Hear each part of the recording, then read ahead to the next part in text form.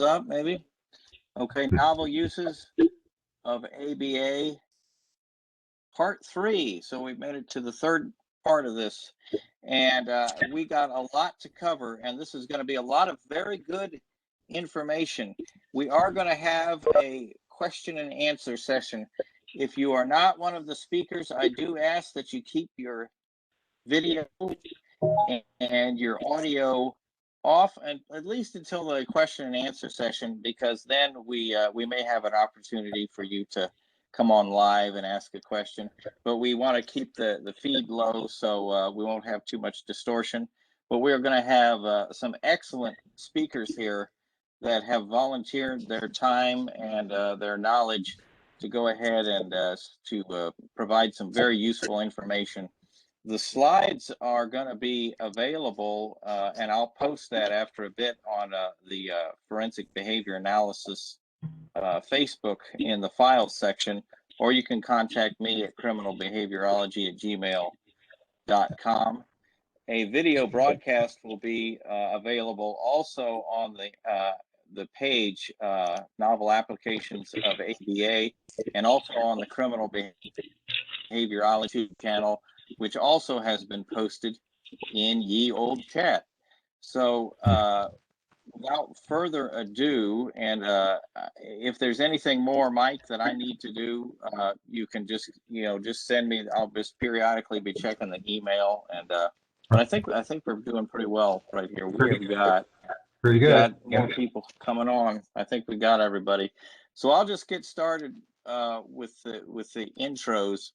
So first up, then, and I know what I need to do here for the. I'm going to give the power to Mike to go ahead to make. Dr. Michael Weinberg is a board-certified behavior analyst, doctoral, and a licensed psychologist for more than 30 years. He has much experience in the application of behavior analytic services to various populations, and he is adjunct faculty at Brandman and St. Joseph Universities, writes and instructs graduate courses to train behavior analysts, as well as supervising those seeking BCBA and BCABA certification in behavior analysis. He studied at the E.K. Shriver Center in Waltham, Massachusetts, under the direction of Dr. Murray Sidman, where he earned his BA in psychology from Northeastern University. He received his PhD in 1985 in the experimental analysis program at Temple University in Philadelphia, Pennsylvania. Director of Psychological Services at Southbury Training School in Connecticut, clinical director for adult director of ABA services at Devereaux in Pennsylvania and Florida. Dr. Weinberg is currently director of professional development at Amigo Incorporated and founder of Orlando Behavior Health. He has a particular interest in treating individuals with self-injurious behavior and other serious problem behaviors, and has co-authored a chapter on the Handbook of Juvenile Justice on use with PBS with this population. Dr. Weinberg is on board of directors and past president of CTABA state chapter and the trustee of Chambers Center for Behavioral Studies. Also, Bill Marsh, who is a board-certified behavior analyst and behavior analysis educator. He currently is employed as a clinical coordinator for Amigo Incorporated. Bill received his Master of Science degree in psychology from Brigham Young University, where he specialized in behavior analysis and learning theory. He's an author of several research publications and presentations on the functional assessment of behavior in applied settings. Bill has also been a state of Florida certified trainer of certified associate behavior analyst candidates. He also has been a supervisor, trainer, and consultant providing in-home residential and school behavior analysis services, and continues to conduct research in the field of applied behavior analysis. And I'm going to go ahead and this is a complicated topic, but quite interesting. A little something about functional assessment that I found very interesting when I was going through it and might be quite valuable to all areas of behavior analysis. And I'll turn it over to Mike and Bill at this time. Okay, all right. So good evening, and I hope this comes up here. It's coming. Yeah. There we are. Okay. All right, great. So good evening and welcome. As Tim was just saying, we're going to talk about an approach to functional analysis that Bill and I and another colleague early on had been developing for some time now, and have done some presentations at various state conferences and ABA International as well on this very different approach that you won't see really anywhere else as far as we can determine. So my piece of it is going to be about why do we need a different approach? And we'll talk about several ethical, policy, and legal and practical reasons why we should do functional analysis in a different manner.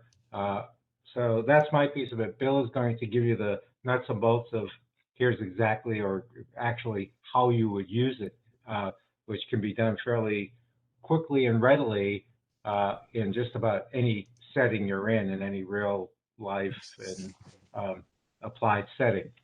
So let's get into the issues here.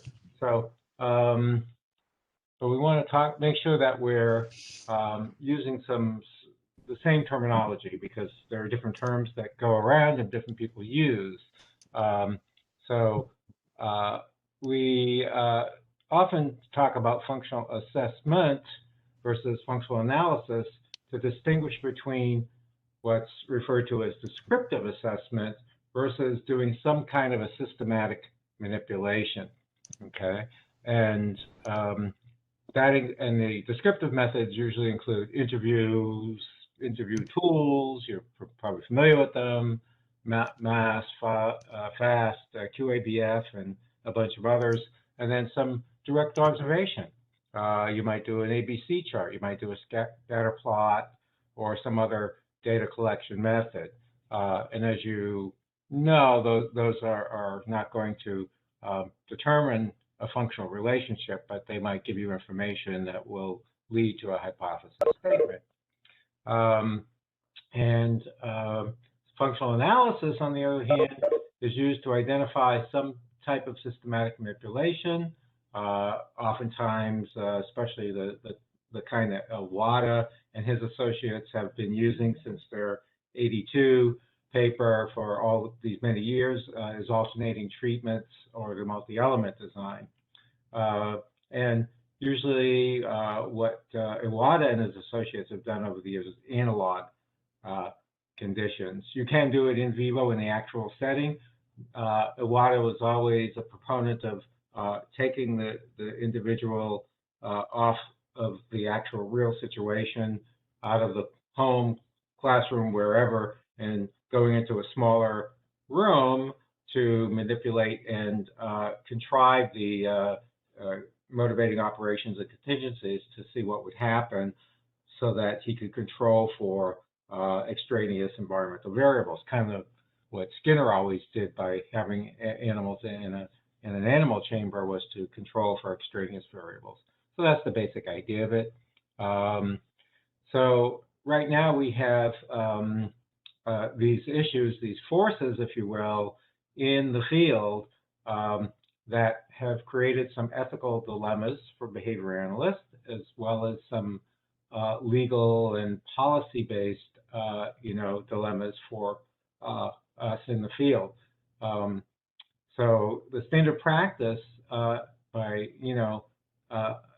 applied settings is by policy or regulation to use a least intrusive approach to your functional assessment. And that's really just the preference, or perhaps often misunderstanding, of administrators that are hiring behavior analysts to provide the services, because they don't quite know our science, they don't know our literature, they just know that if you are going to, engage in a practice that's going to result in the increase in the rate of behavior, which is what the Iwata approach does, they see that as a rights violation. They see that as a potential lawsuit from parents and others if the behaviors get worse and someone gets injured. So we don't see this happening in a lot of places, and there are a couple of locations where these systematic manipulations became pretty much banned. Years ago, they banned it in Pennsylvania, and they banned it in Tennessee. Other states where I've been, like Connecticut, you cannot use systematic manipulations in the public schools or with folks who are funded by the state's Department of Developmental Services, and they had a DDS contract in Connecticut for many years, and they just wouldn't allow it. Just to clarify a little more, in case you're not totally sure of this, so that the descriptive assessment typically incorporates the indirect, like the interviews, as I mentioned, and direct observation. So we have to see the person and observe and gather some data before you're going to, derive some kind of a hypothesis about the function of behavior to develop your plan.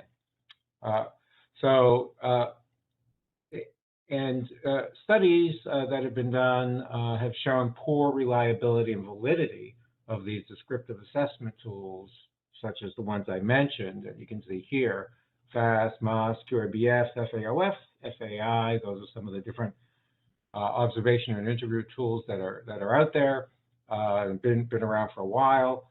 And these are just some of the authors who've published on those kinds of models and have looked at the reliability or have talked about it. Hanley's paper from Behavior Analysis and Practice is much more of a review of that literature.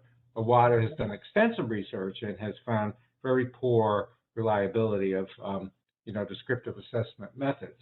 So yet we're being essentially required, because of the reasons I mentioned, to use these methods, even though they're not as reliable as doing a systematic manipulation. And that is where the problem lies.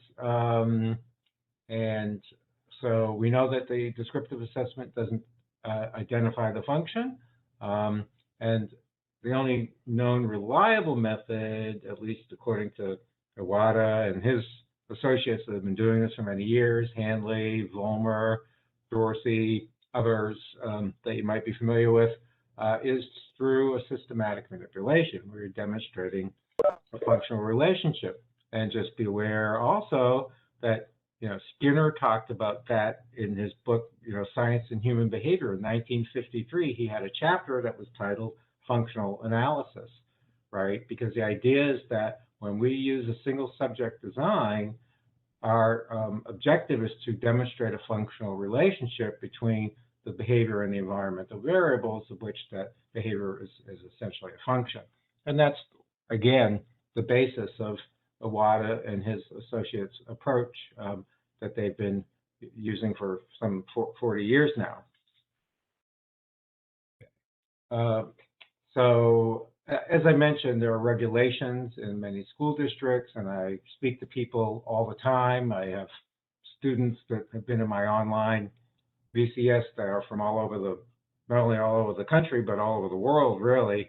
And in the United States, anyway, speaking to many different people, and those who come to me for exam prep services that I do, they will tell me that in the schools in many, many places, they're not permitted to conduct a functional analysis for those reasons that I mentioned, that administrators are fearful of what will happen if they were to allow this. And I know I've had situations with students of mine where I told the administrator all the way up to the superintendent, look, we can't, these behaviors are very serious, very dangerous. This student is dangerous in the school and in the classroom. If you want us to really address these behaviors head on, so that this child can function in the school, you need to let us do a functional analysis. And it was, no, it was, the answer was, no, we can't allow that to happen. And so we're stuck between a rock and a hard place. And we were Bill and I were years ago in a residential program and here in Florida, and we were coming up against some of these issues, plus the need to find the function pretty quick because we don't have a month to do and a lot of full-blown systematic manipulation. So we had to come up with a fast way to do it, which was really part of the impetus as well. And that's a piece of this. Is also, as many of you know, I assume that if you're receiving, even if it's state funding or it's federal funding or it's insurance funding, you're going to get 8 to 10 hours approval to do all of your assessments, including your functional assessment, skills assessment, and write your objectives and submit it to insurance or whomever to get approval. You can't, who's going to be able to do a full functional assessment of problem behavior that a child is coming to us with that's had years of serious problem behaviors in 8 hours, plus all the other pieces. So again, some major reasons in motivation to find a fast, efficient, yet reliable method for finding function. Okay. So we talked about the idea here that we have the, violation of that student's rights, if it's, let's say, a school, or if it could be an adult in a residential home, for example, or even a private home, but it's violating their rights is what we hear. Or another one that we have heard, and Bill can attest to this, is that you're not going to treat, our children or our students like, guinea pigs in a study. They're not for you to experiment with. And so therefore, no, you can't do an experiment. That experimental manipulation is just not permitted here. And so that's another kind of a viewpoint that we get expressed to us often. I mentioned this about some of the states where there are, had disallowed systematic manipulations through DDS-funded individuals. And only descriptive assessments. And my former home state of Connecticut, I'm now relocated to Florida, but that's really what we had to do there with DDS individuals, and in the schools was the descriptive assessment. And that can be very challenging to find the function and come up with the right intervention plan. And sometimes it's hard to figure out the function at all doing those kind of descriptive tools. So I know that, one time I want to do a systematic manipulation on the lines of what Bill and I have been developing, and was able to submit a report of a functional assessment based on that. And the state committee that it went to, I think it was chaired by like a clinical psychologist who doesn't know anything about behavior analysis at all, but he's a clinical person, a social worker, and the other person was kind of like an auditor, or kind of a financial person, because they need the financial person in there to make the decision about funding for that individual. And they said, "Oh, we've never seen anything like this before. This doesn't look like a functional assessment to us. You don't know how to do one, do you?" Here we've published papers on this and presented at conferences and have developed this methodology, and they just really had no idea what I was talking about, because it's not anything they were familiar with or aware of. And unless you had your FAST, your MOS, an observation form, maybe an ABC chart, they didn't consider it to be a proper functional assessment of the individual's behavior. So this is the kind of thing that we're faced with, right? With others who are making these decisions about the services that a student or a person gets, and who are not behavior analysts, and yet they are dictating to us what we should do. It kind of goes to, as Joe was mentioning earlier about the field of behavior analysis needing much better representation out there to the public and dissemination. So we really all need to do our job of that, part of what we're trying to do here, I think, as well. So,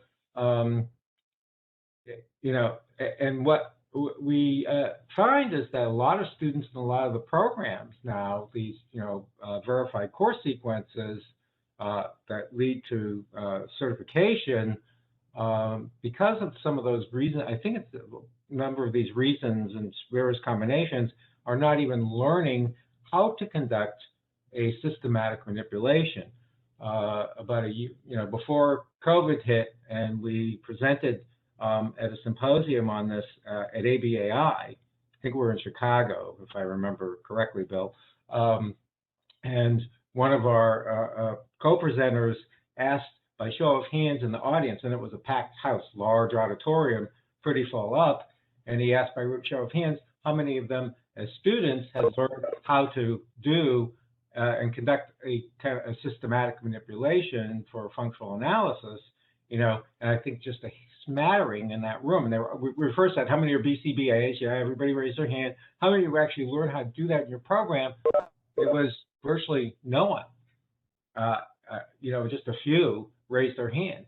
That was a little bit, took us back, and was really kind of surprising to us, but we can see that these issues that I've been discussing here thus far have been having an impact on how these programs that are training behavior analysts are changing what they're teaching students to do. They're teaching them to use practices that are not going to be reliable and not based on the literature and the evidence. And I think that's a real disconnect, and that's a problem. You know, we know there are many issues to address. This is just one that I'm specifically focusing on here for our presentation. So that's what we see going on. So what are the issues? The descriptive assessment is less reliable than systematic manipulations, and thus interventions are less likely to be effective, and are not possibly not addressing the correct function. Some more recent studies, I think, see, Linda LeBlanc, Florence DeGennaro, Reed, a few others have been doing some studies lately in the last few years where they're showing pretty clearly that interventions based upon functional assessments and functional analysis are much more reliable than those that are not. I think there was one some time ago that came out of Temple with Saul Axelrod. I think there was one there, but Joe might remember that one. And so the problem is that this prolongs the problem behavior. It could possibly make matters worse. And, you know, ethically, we're providing a disservice to that individual and to the school or other program or agency or family, if it's in a family home, because we are not being permitted to use evidence-based practices. And that's a real serious matter, serious problem. And also, this can be dangerous. I've had some very, very dangerous clients that I was providing services to that could do a great deal of harm to family members, other students, or perhaps to themselves. And then you're left with very few options in the situation if you can't really find the function, develop an effective treatment plan. So that kind of is what it says here, that, you know, this is going to prolong or delay time to an effective intervention, and it doesn't take advantage of more reliable methods. And so what's the answer? What's the solution? And that's what we, you know, have been addressing. And Hanley in Behavior Analysis and Practice had presented on some of these issues and limitations of the hierarchical approach to functional analysis, assessment and analysis, and there's a link to his article in BAP there. Okay, so here are some of the problems that we might see with systematic manipulation. Well, it increases the frequency of problem behavior. Yep, that's what we're looking for when we're doing the prevailing approach, no matter what the specific methodology is, the philosophy or logic is going back to that Iwata et al. 82 paper that when we conduct the systematic manipulation, we want to see what is the contingency that's going to make that behavior occur at a higher rate or probability or frequency of recurrence. That's what you're looking for standardly. The person could be potentially dangerous to self or others. Iwata's approach, usually it's about a month's worth of randomized trials, that go on pretty much daily for about 28 days on average, from what I've read in the literature over the years.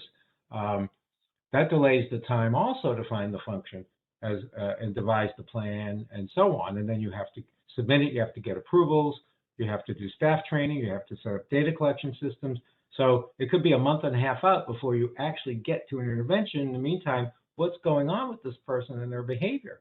Are you managing it with, emergency interventions all the time, or, physical intervention, medication, or what's going on? We think there's a better answer. We think there's a better way. So that's, again, where we're headed here. And so in schools, approval process based on IDA law is another factor that can prolong time to intervention. For home-based services, as you know, you don't get many hours. You've got to find that function pretty quick, but there's no methodology out there I know of that uses that Iwata type approach that can be done in such a short period of time. But we'll talk about that a bit, because there are a few other methodologies that have been advanced in the last several years that I'll touch upon, but we'll talk about why those are also quite different than what we are attempting to accomplish with our approach. So what are the potential solutions? What has been done? And what are ongoing solutions under development? And that's what we're going to turn to next.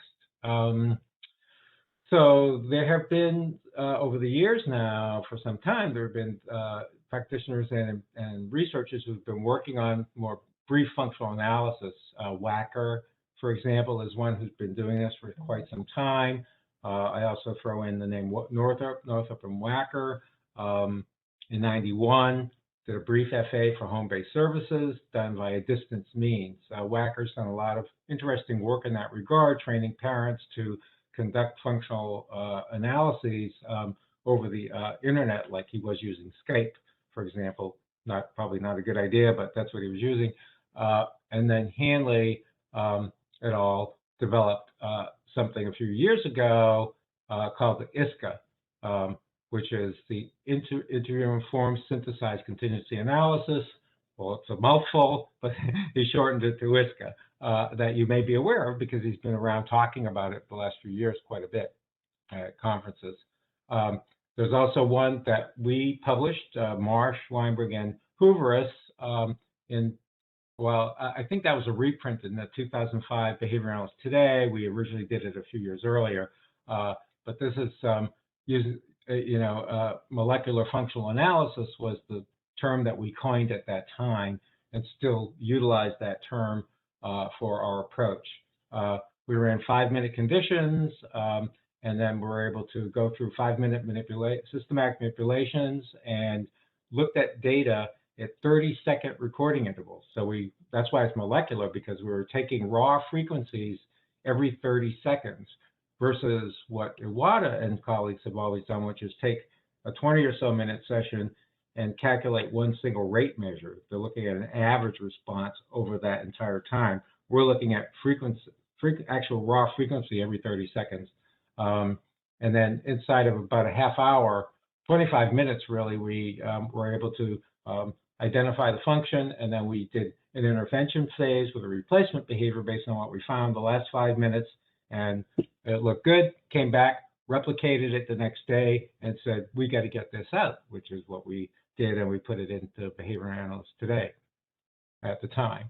Another set of methodologies that has been going on for a while now, and you can see one of them here, the Sigafus and Saggers, which is out of New Zealand, which was very intriguing to us, was the single trial or trial-based alternating treatments approach.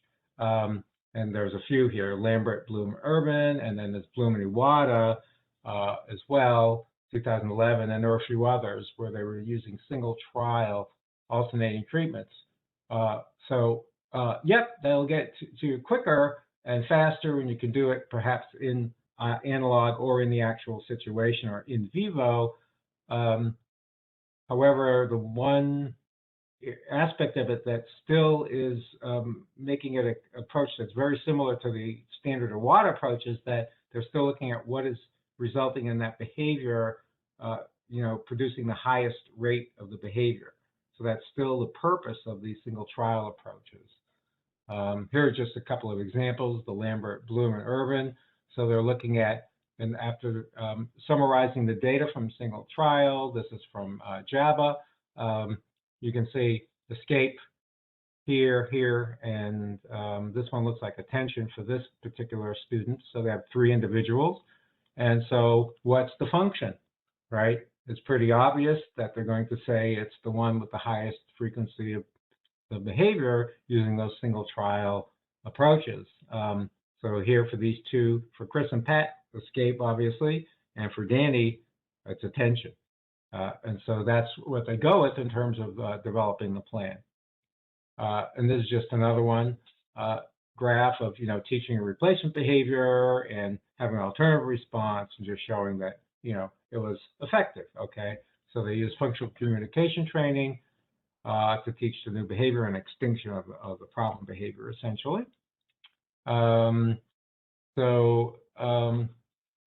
Let's see, I'm just here, yeah. And then there's the Lambert et al. Study is another one that was interesting on a trial-based approach. Again, still looking at the highest rate of behavior as the way to identify function. Now with what Bill, myself, and Hooverus did with MFA is we manipulated reinforcers and hypothesized associated motivating operations. We did use alternating treatments designed within session analysis and a moment-to-moment analysis. And that was our old original study that we did in BAT a long time ago. That was just a preliminary study, but what we've done more recently is a completely different methodology. So this is just a sample graphic of what we would present or could present using an MFA methodology. And you can see here, this is in minutes. And these are raw frequencies. These data points represents a frequency for each of those minutes. And you can see, which one is lower, when it's higher. Oops, sorry about that. And then this is just a way to plot it. So just as an example. So the potential benefits are it may be conducted without purposeful evocation of the problem behavior or without purposeful long-term reinforcement of problem behavior. I think that at this point, if I'm not mistaken, this is about where Bill will pick up, okay, on here, and he'll take it from here.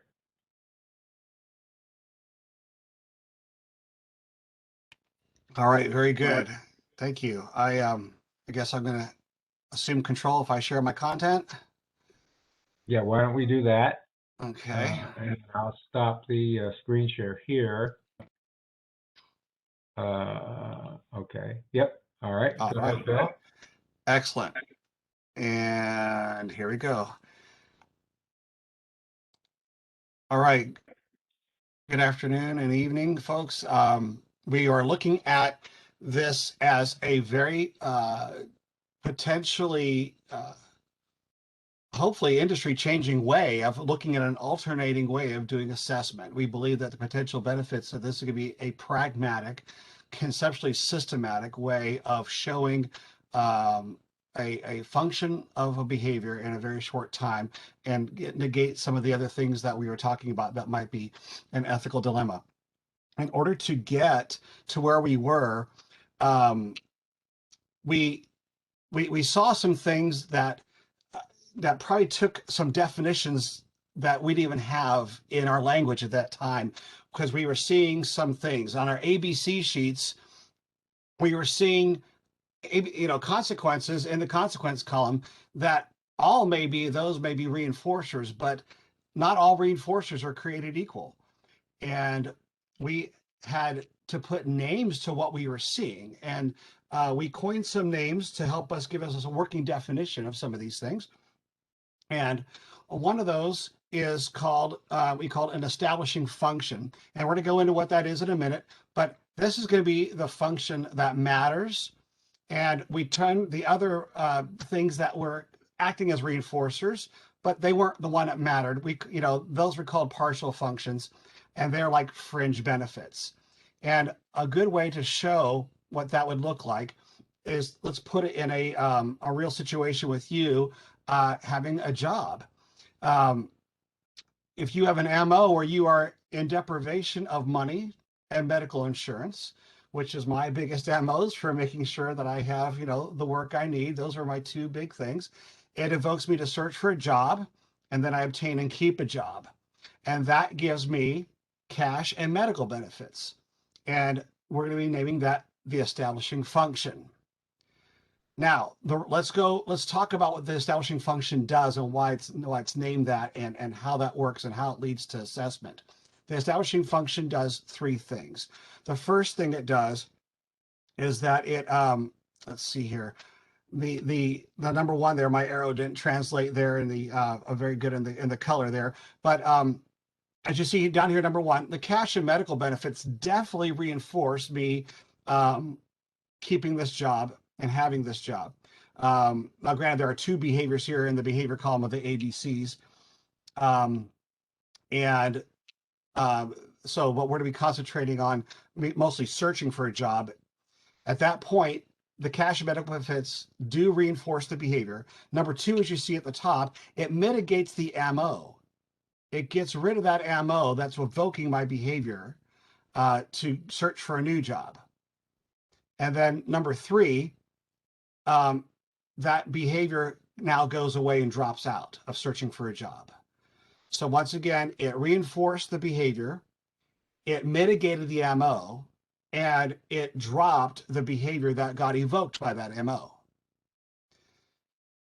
Now, when I have this job, I could have partial functions as dental and vision plan, which are kind of cool. But like I mentioned before, those are fringe benefits and not the reinforcer that mattered. If my company said we're no longer going to supply dental and vision plans, would my behavior of keeping my job go on extinction? No, because although it is probably acting as some reinforcer, it is not the reinforcer that's going to, quote unquote, matter. It's not the establishing function. It's not connected to the MO that's evoking my behavior. So if we took my dental plan away, what would happen? I probably would not resign. However, if my cash paycheck and my medical benefits were to leave, then my behavior would leave. So we say we can find the establishing function by a couple of different ways. Back in 2001, we looked at testing which reinforcer removal would cause extinction versus which would not. And of course, this has to do with the history and other schedules of reinforcement that would determine whether there's been a resistance to extinction or not.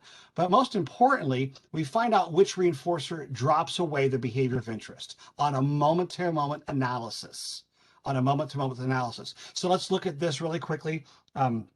I got a very short time here, so I'm going to run through some of this really quickly here. Just imagine looking for your keys. And if you're looking at the consequences on an ABC sheet of I look underneath my couch or look on a bookshelf or look on a desk, different consequences happen to me if you're taking descriptive data. I find an old remote. I find a checkbook. I find $20 on the couch. All those things are consequences for me rummaging. However, after a period of time, I finally find my keys. Now, once you find your keys, as you see here in phase 6 of this graph, my searching behavior drops away because no one continues to search for their keys once they're found. Once your MO's been mitigated, that searching behavior drops away. And the reason we're going to call the keys the function of the behavior is because they mitigated that MO. The behavior dropped away. The $20 couldn't do that. I found on the couch. That's nice, and it probably reinforced my behavior of searching the couch, but it didn't drop my behavior away. So We're looking for things that drop the behavior away on a moment-to-moment analysis. And this kind of thing happens. It's not new. We do the same thing with a baby. Okay. The parent begins looking at MOs and they start giving the reinforcer that they believe is connected to that MO to see which causes the baby to stop crying. We don't take a baby offline, put it in a room, and do things to it to see what causes it to cry the loudest and the longest. And that is essentially the traditional going way of finding function, is to find out which things cause the highest rates of behavior in a aggregate molar look. So in a molecular look, we would look at what ceases the behavior in a moment-to-moment analysis to help identify the function. And in interest of time, I'd like Mike to be able to wrap up in the next 4 minutes. So if you would like to, Mike, I'll get to give control back to you. And we'll go from there.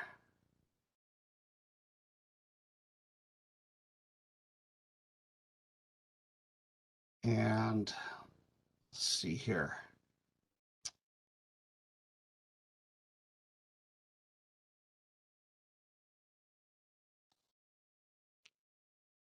Okay, I am trying to make you host, and I'm not sure if it's happening. Looks like it's happening. I think he's host now. Awesome, thank you.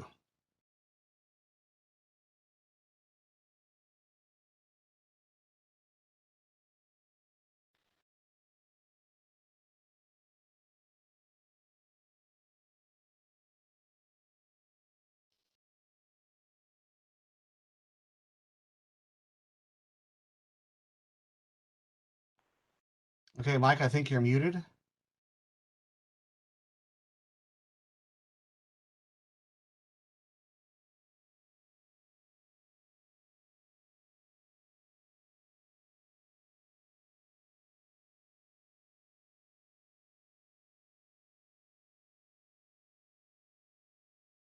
All right. How's that? Better? There we go. Sorry about that. I thought I had unmuted. So this is just a quick example of some data that we got fairly recently. We have an adult in one of our residential group homes. Doesn't speak, but can I'm use not an sure you're app on sharing it. your screen at this point, though, Mike. It's not? He's got a slide up there. Recent demonstration. Is that the slide you Okay. have? Yes.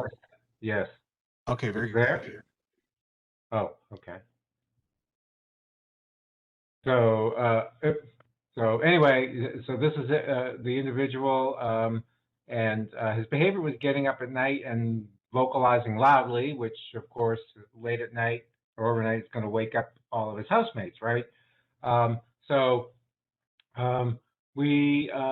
I worked with the attending BCBA in that home, and I went through our procedure using our, approach, which is essentially single trial alternating treatments methodology to help find the function. And we went through 4 different conditions, and we set up all of the conditions, and then she ran it in the home to help find the function. And so after several trials of each, we ran several trials randomized of each of those 4 different functions. And then this is essentially what we found. Now, this is a slightly different way than you might be familiar with for depicting these kind of data, but since this is a single trial, what I thought I would do is in the 3D bar graph to show you what happened at each and every trial, even though remember, they were randomized. So we had, notice access continued, escape continued, automatic behavior, well, continued. But what made the behavior stop in each of those trials is down here. So remember, you're looking at this flip-flop of the standard Iwata type methodology. It's not the highest rate that we're looking at as the function, it's the lowest rate that's the function on each of these trials. And see, every time, and no matter what random order it was in, it was always attention. So now we found the function, and then the BCBA was able to develop a plan based on finding the function. And this is a systematic manipulation. It's a reliable methodology. It doesn't take long to do it. You can just randomize those trials, which is a lot of what the standard prevailing methodology is for a single trial, alternating treatments. And that is really basically, the finding and the demonstration. And we think that this could well be a game changer in how we go about functional analysis out there. And right now, Bill and I are working on have a manual that we've submitted, and hopefully this will get accepted and published as a book. So this is our contact information if you want to get in touch with us and have any further questions. And I thank you for your time. And Bill, thanks you as well. Absolutely. Thank you. Thank you both. Some good questions on that. I don't want to take time away from the next speaker, but we'll get to that. And I have a couple questions on it myself because it's an interesting subject matter. Okay, next up, we are going to have Dr. Dave Feeney. And Dave, it looks like you got your screen up, and I'm going to read a little bit about you, and you should be, this technology is being good to us, be able to be a presenter, so you could start sharing if you wanted to. Dr. David R. Feeney is an education activist for behavior analysis delivered electronically, Ehaviorism. David has championed online education since before the World Wide Web existed. I haven't called it that in a while, with full-time positions managing digital education degree programs at Temple University, Seton Hall University, I've been there, Strayer University, and more. David earned a master's and doctorate in education integrating e-learning, innovation diffusion, and behavior analysis from West Virginia University with Julie Skinner Vargas, daughter of B.F. Skinner. In 1997, David's first publication was a book chapter about smoking control education delivered 100% online. That was in 1997. David is a licensed behavior specialist in Pennsylvania, where he works providing services to families with autism both in person and via telehealth. David is the parent of a 23-year-old son with autism. David is a native Hoosier, having lived and worked in Indiana, West Virginia, Manhattan, NYC, but calls Bucks County, Pennsylvania, his home. So we're going to hear about this very timely topic, Ehaviorism. Dr. David R. Feeney. David? Thanks, Tim. Can you hear me? Thumbs up. Presenters, yes, I can, if you're on video, I can hear you. Thumbs up. You can hear me well and easily? Good. You know what, guys? I'm super bummed. You know why? Because the presenter who went before me was really, really great. Okay, and not that I didn't expect that they would be, but that was a compelling story woven into very high quality presentation of behavior analysis, background, history, data, references, etc.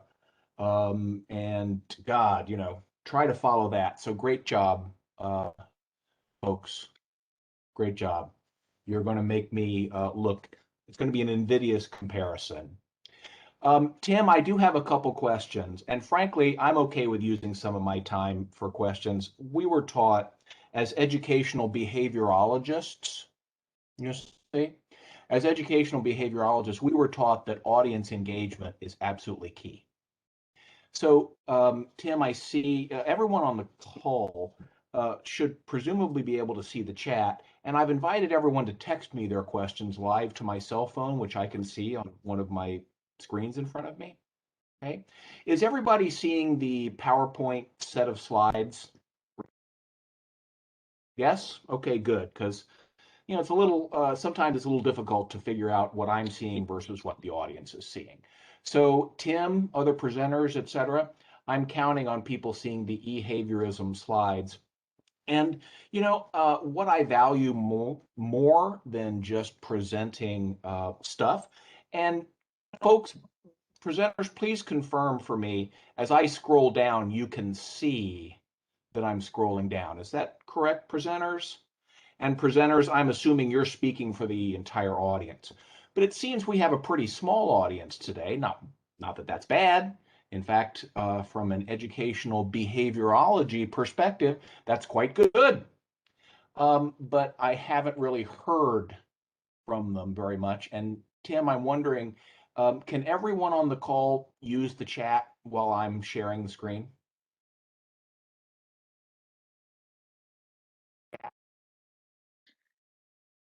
Yes, everyone is able to chat. But And I I've can't see the chat. reissued your contact information. Okay. So they can contact you, or they can chat. It appears, I So- don't know if I can see the chat, so I don't know if I can see questions coming in, but if questions come in to my text, or if questions come into Tim, if you I want, would really like to have questions during my talk, because I consider audience engagement to be a key point, a key part of being effective. So I've checked that this works, and that's going on. Well, Ehaviorism. okay. Real quick, of all the presenters and all the audience, who has ever heard that term before? Please raise your hand. No hands raised. I'm not seeing anyone in the audience. If anyone in the chat has ever heard that term before, well, good, because I made it up. And I've sort of had a little bit of a non-traditional career in behavior analysis. Full disclosure, I'm not a BCBA. Don't intend to be one at this point at my age. I am what I would call an evangelical behavior analyst. I have read B.F. Skinner, okay, and the variety of literature, and that is my commitment to the process. Yes, I was a member of Association for Behavior Analysis International for a long time. And still enjoy the company of behavior analysts. In fact, my boss is on the call. How many people's boss is on the call? No one. Okay, mine is Joe Cautilli. So I've got to watch what I say. Ehaviorism is my name for delivering a demonstrably, measurably effective behavior analytic interaction with zero face-to-face in vivo presence. Please raise your hand or use the chat or signal if anyone has done that, either of the presenters or in the audience. Okay, I don't see anybody. I probably should say, raise your hand if you haven't done it. If you have not done an applied behavior analysis intervention remotely, 100% online. If you have not done it, speakers, raise your hand. One. Okay, so sir, you haven't done it. All right. So I think I'll just lecture because the contingencies of being engaging is a little difficult. I can't quite see what people are saying and doing. Tim, please jump in if there's any question or any response from the audience via chat.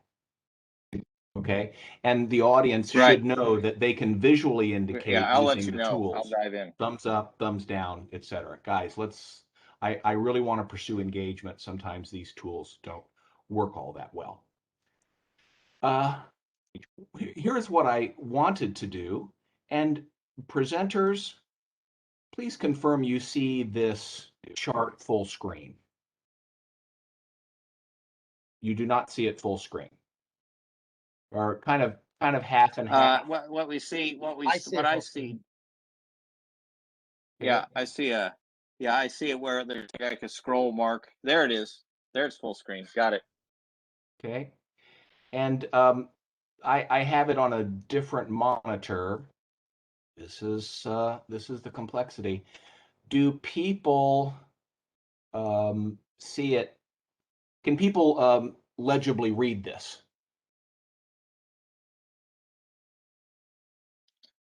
The words in yellow are a little hard to see.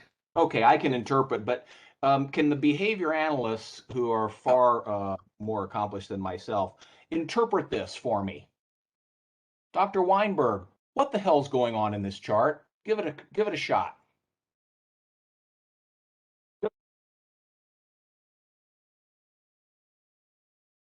I have to unmute, Yes.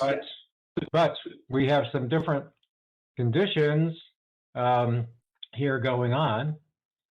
What they are, I have no idea, but we have several different conditions, and some are showing lower rates of the dependent measure, whatever that may be. It's cigarette smoking, so we have lower rates and higher rates of cigarette smoking as a function of different conditions. That's right. You know. So, and I'm sorry, I'm blanking on the name of Dr. Weinberg's associate. I apologize. Bill. Bill. Bill. Yes, sir. I can describe the conditions, but there's phase 1, 2, 3, 4, and 5. Bill, do you see where there was a reversal to higher rates in phase 3? Absolutely. Well enough? You had an immediate level change and a trend change. Mm-hmm. And thank you for helping me narrate this for the audience, Bill.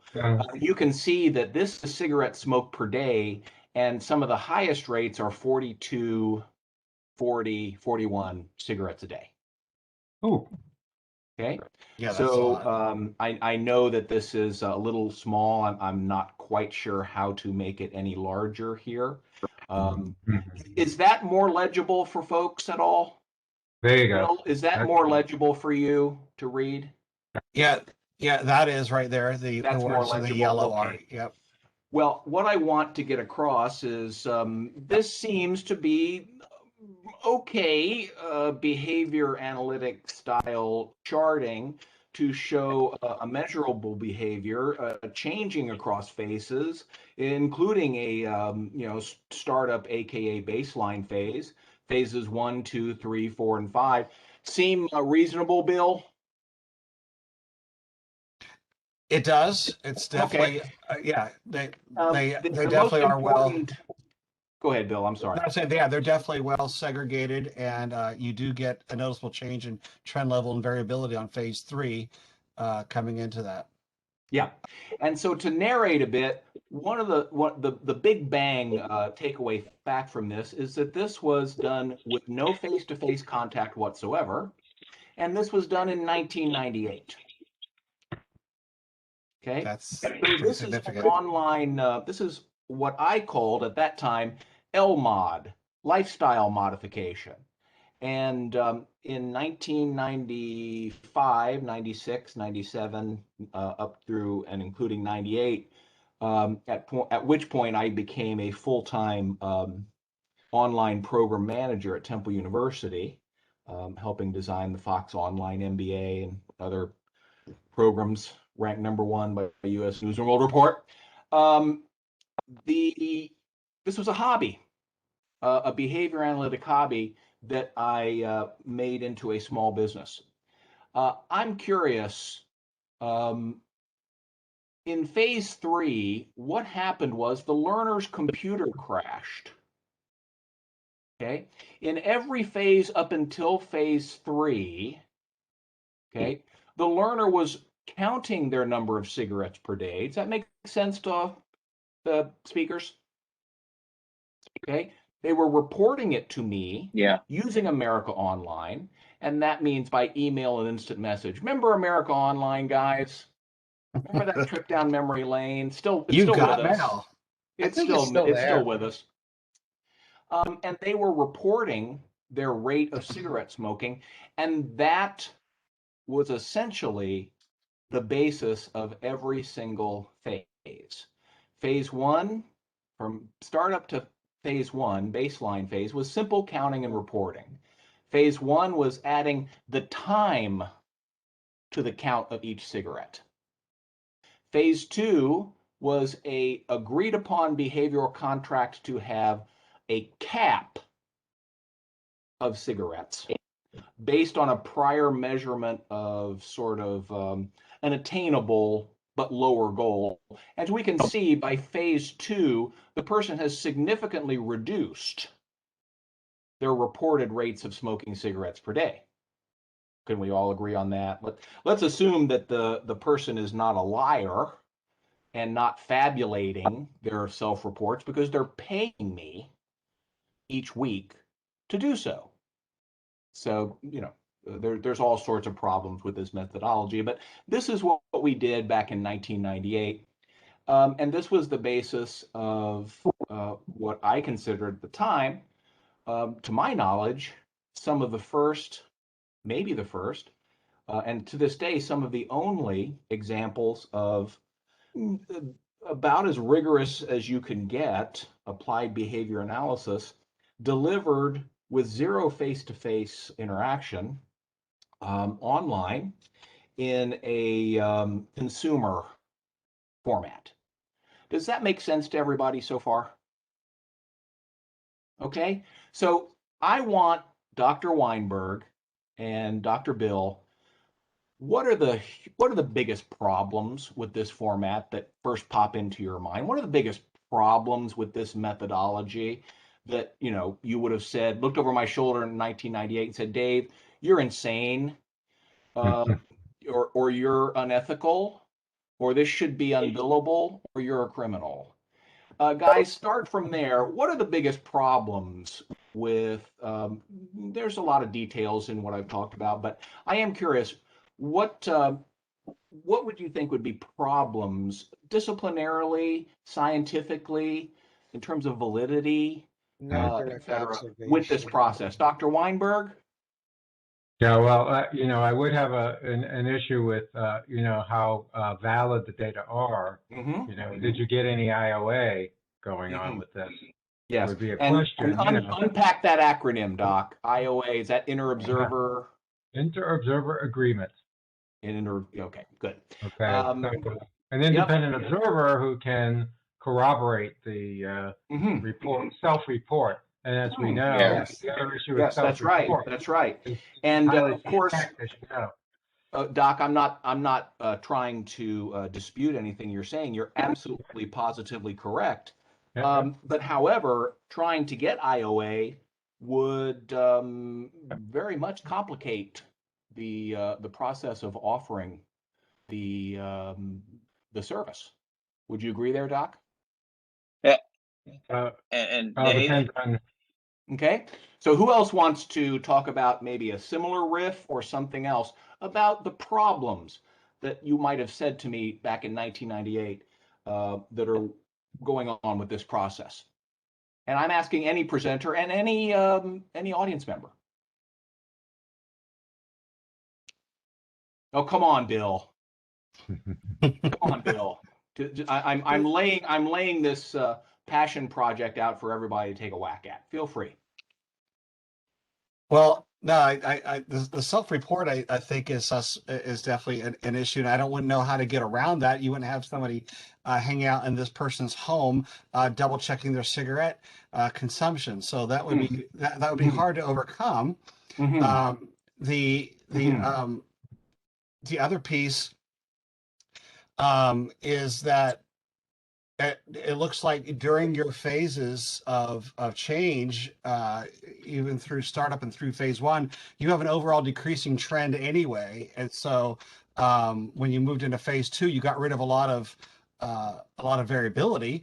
And so to go to phase 3, it became more rule governed. Would you say, Bill?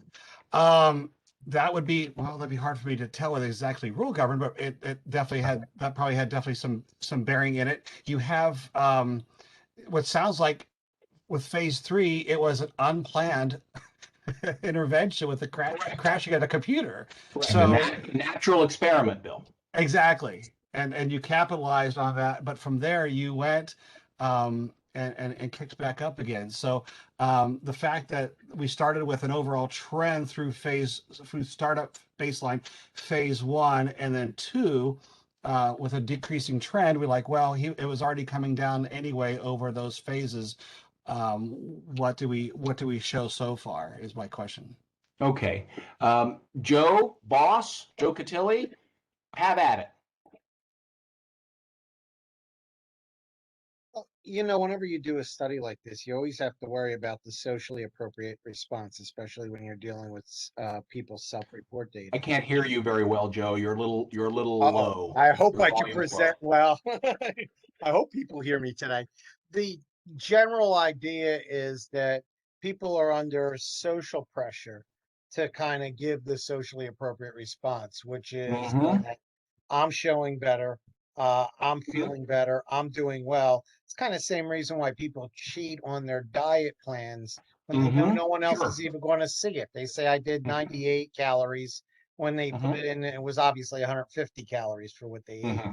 And so, you get that kind of phenomena that it's actually punishing for them to have to admit that they did not meet their goal. And so self-control data kind of tends to lend itself to that kind of problem. But like you said before, you just got to accept it based on what it's.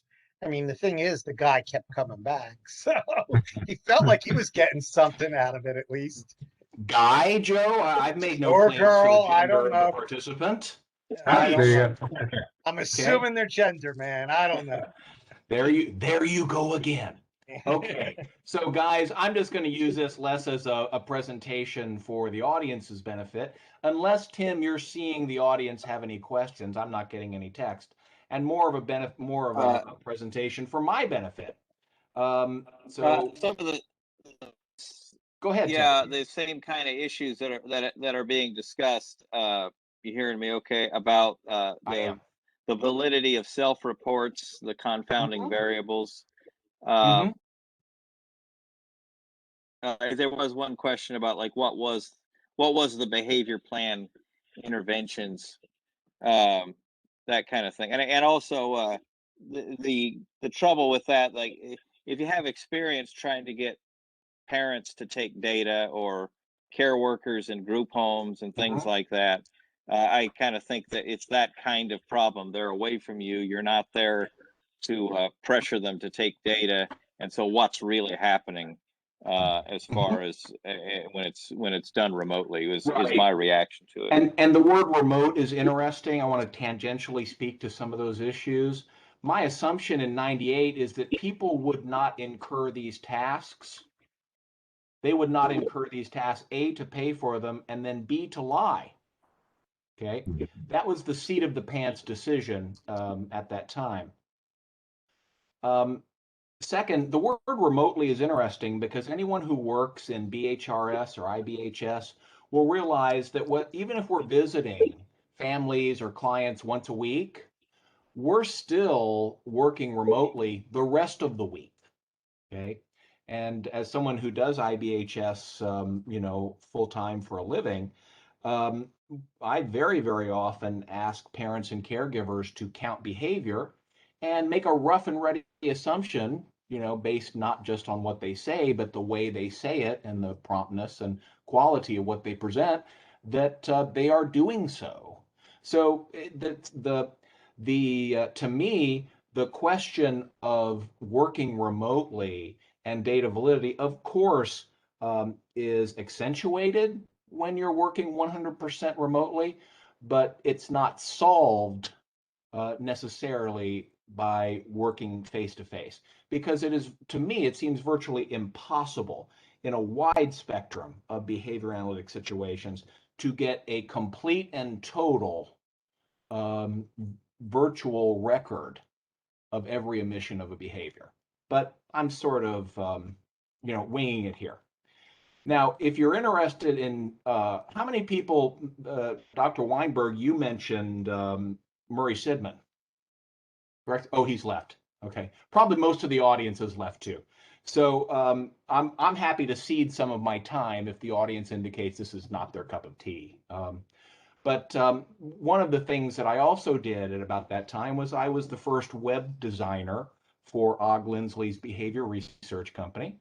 And I was the website designer for Authors Cooperative. And that was Murray Sidman and the books that he has published, including classics like Tactics of Scientific Research, Coercion and Its Fallout, and a variety of other Authors Cooperative books by Schoenfeld, Chiesa, and others. So what I called it in '98 is online lifestyle modification. And the pitch is that this was not therapy. In fact, one of the slogans that we used at that time is, it's not therapy, it's better. And our idea was that this was education. Okay, this was an educative process that people paid to engage in, and that, long story short, if they wanted to lie and pay money to do so, they were welcome to do that. We felt that that was an acceptable risk to make. Along the way, we did a variety of different behaviors and different clients working 100% remotely, either with Internet Relay Chat or America Online. And even though these terms sound perhaps archaic today, every one of the functions of doing this is the same from 1995 as it is today. We call it a self-study course because the bulk of the intervention process was a collaborative curriculum designed with myself and the person based on self-measurement, based on self-counting of behavior. And each particular person would have a dynamically designed curriculum week by week based on their levels of compliance and their levels of quality at providing their data, all along week by week, paying for that process. There was a registration fee. There was a built-in baseline. There were subsequent weeks of coursework called the self-research phase. And much like, you know, a process of outpatient therapy that would work on telehealth today, people could self-determine the length of their engagement with the process. And so part of the things that we did were some, we feel, innovative ways to make the process of counting behavior not just convenient, but more engaging to people who are working class regular folks. So, Dr. Weinberg, Bill, are you still with us? Do I still have your attention, or should I wrap it up? Good. Dr. Weinberg, I'm right with you. what does this look like to you? A fire sale? Let's see. Yes, you do see some of the graphic elements. Yes, sir. I certainly do. Okay. All But right. can you tell me the story that a working class person would get by me taking their self-reported data and recycling it back to them in a visual format? Mm-hmm. Yeah, cigs per day. Okay, that's cool. Cigarettes per day. Can somebody tell me why there's a fire arrow over that dot? Because they're going to die. Yes, they're at 92. Guys, I want you to tell me what person would lie about smoking 92 cigarettes a day. Wow. And this is what I was saying to myself back in 1998. What if they're smoking 110? Okay. And the process of breaking phases into essentially comic book panes or sort of episodes with the use of professional narration as speech balloons. Hey, Bill, what do you think about that? Crazy or crazy like a fox? Well, the issue is that we've been taught in our ethics code to make sure that we're not using jargon and that we are be able to communicate our technology in a way that's understandable. And this format with icons and things that kind of speak out leave little room for interpretation any other way. They need to be able to hear your diagnostic interpretation. So I think that there's room for it in a in the type of system that you're doing it with, you know. Thank you. And of course, I'm standing on the shoulders of giants. I'm not the first person to think about comics and behavior analysis. Dick Malott, whoop whoop. Okay, Behavior Daily Press. So that was a real inspiration for me, but it was also simply the process of in 1994, 5, and 6, the wild west feeling of the internet. Okay, and the fact that here was a way to do this process. I wasn't lying. I get the feeling the people I worked with weren't lying. And thanks, Liz. And the idea is that there were people who would put systematic investment behind this. And if they were lying, they were paying to do it. And they were going to significant labor, daily labor, to simulate variability that to a somewhat trained eye would be very, very clear to start to discriminate. I think most people aren't good at simulating the variability of behavioral data. I think you have to be, it's probably easier to report it accurately than it is to fake it. Hey, Bill. Yes, sir. Run me through this. What are we measuring per day? Cigarettes smoked per day. That's right. And this is the Okay. same visualization. This is the same person, Bill, Okay. but And a longer axis. Are the same exact range of data on this as on the previous slide? Correct. Wow. Not the same range. This is week 0. We called it week 0, baseline 1, 2, 3. Okay, 3. And so this, Okay. yeah. Then week 4 starts there in 5. Okay. Okay. And again, different variations of a way to illustrate charts Right.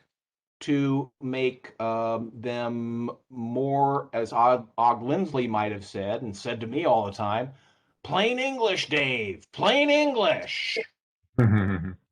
Okay. So yes, and your balloons gave a deference to that. So that's really good. correct, and the intervention flags, etc.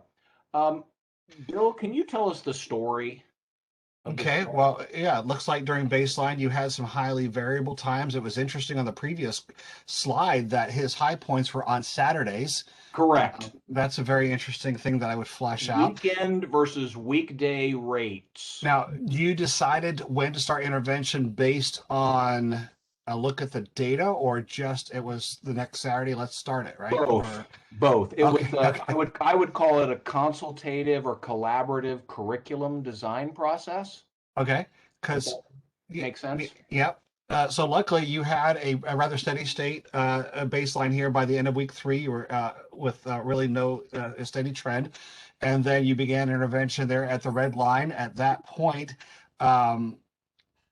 you didn't really have a change in level very much at that point of any significance, but you definitely had a decreasing trend that occurred with variability that had come down to a very minor level. By the time we hit week 8 and 9, our variability has definitely decreased.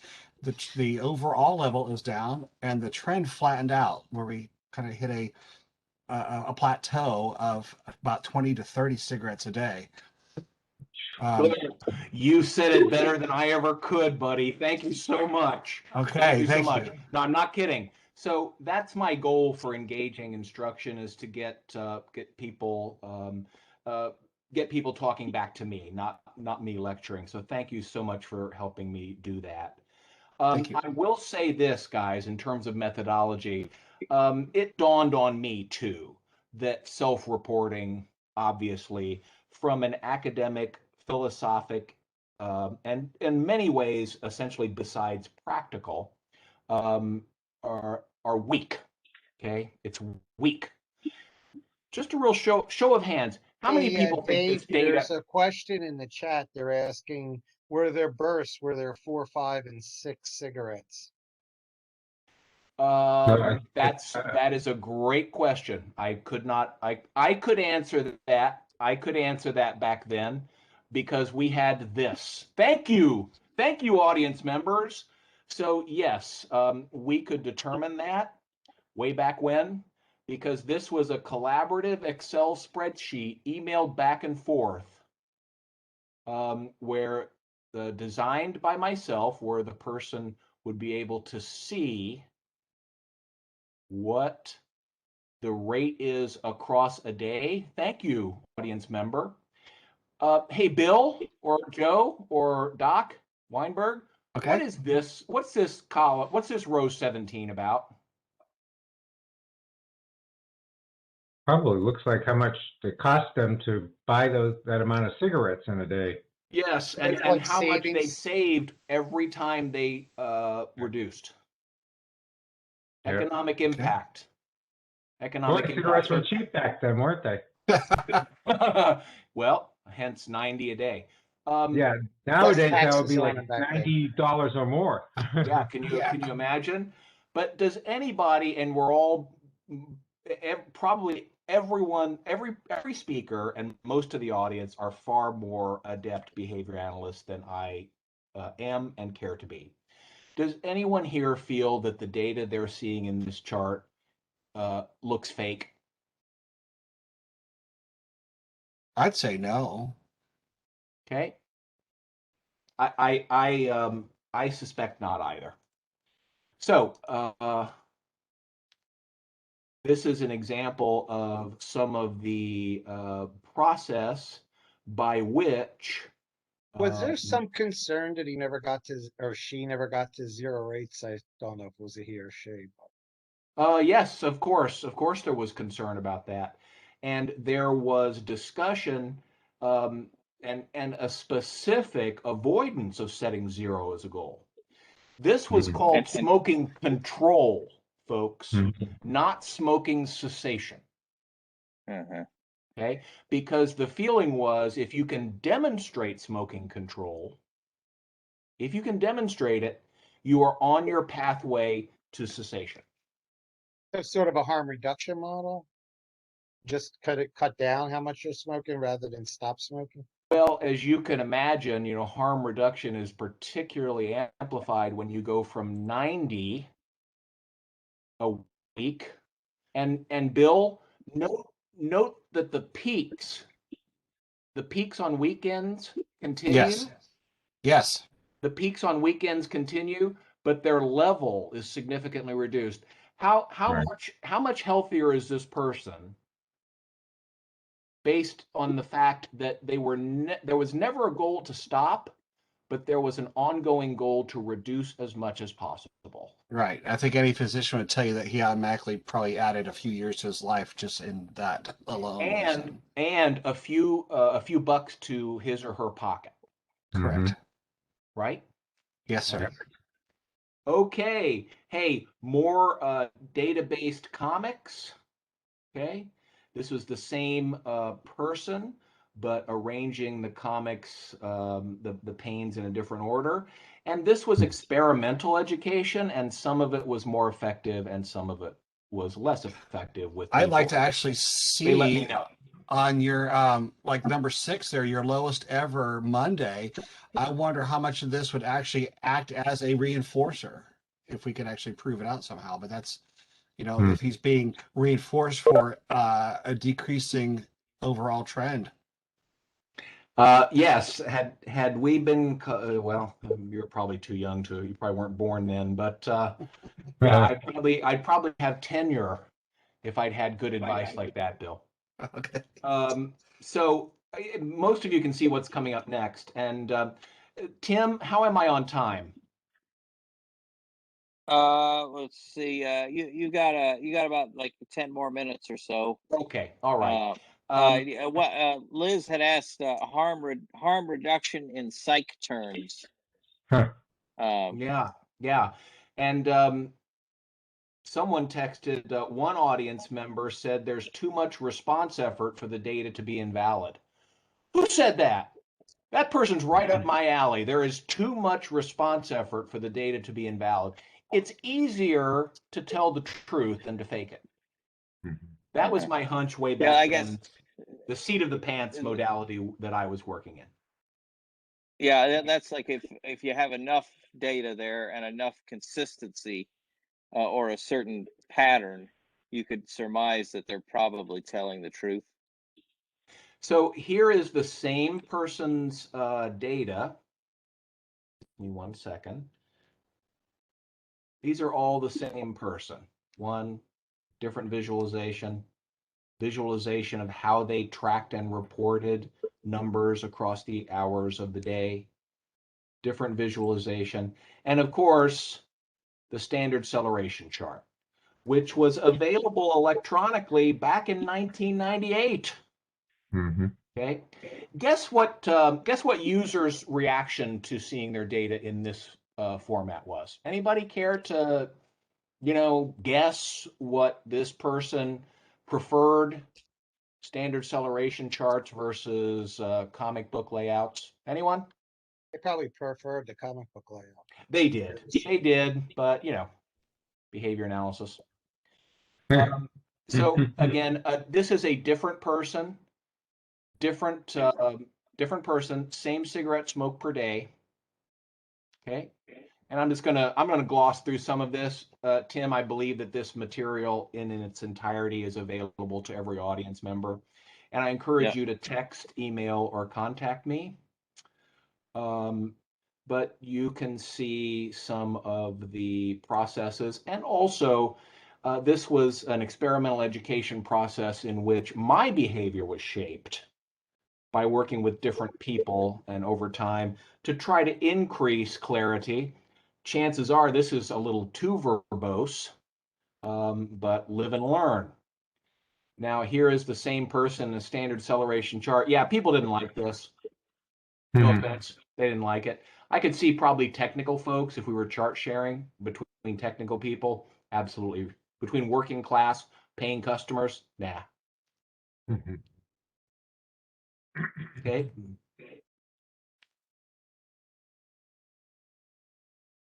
Okay. Joe, we did reach zero with some customers. And this is a little bit of what that looks like.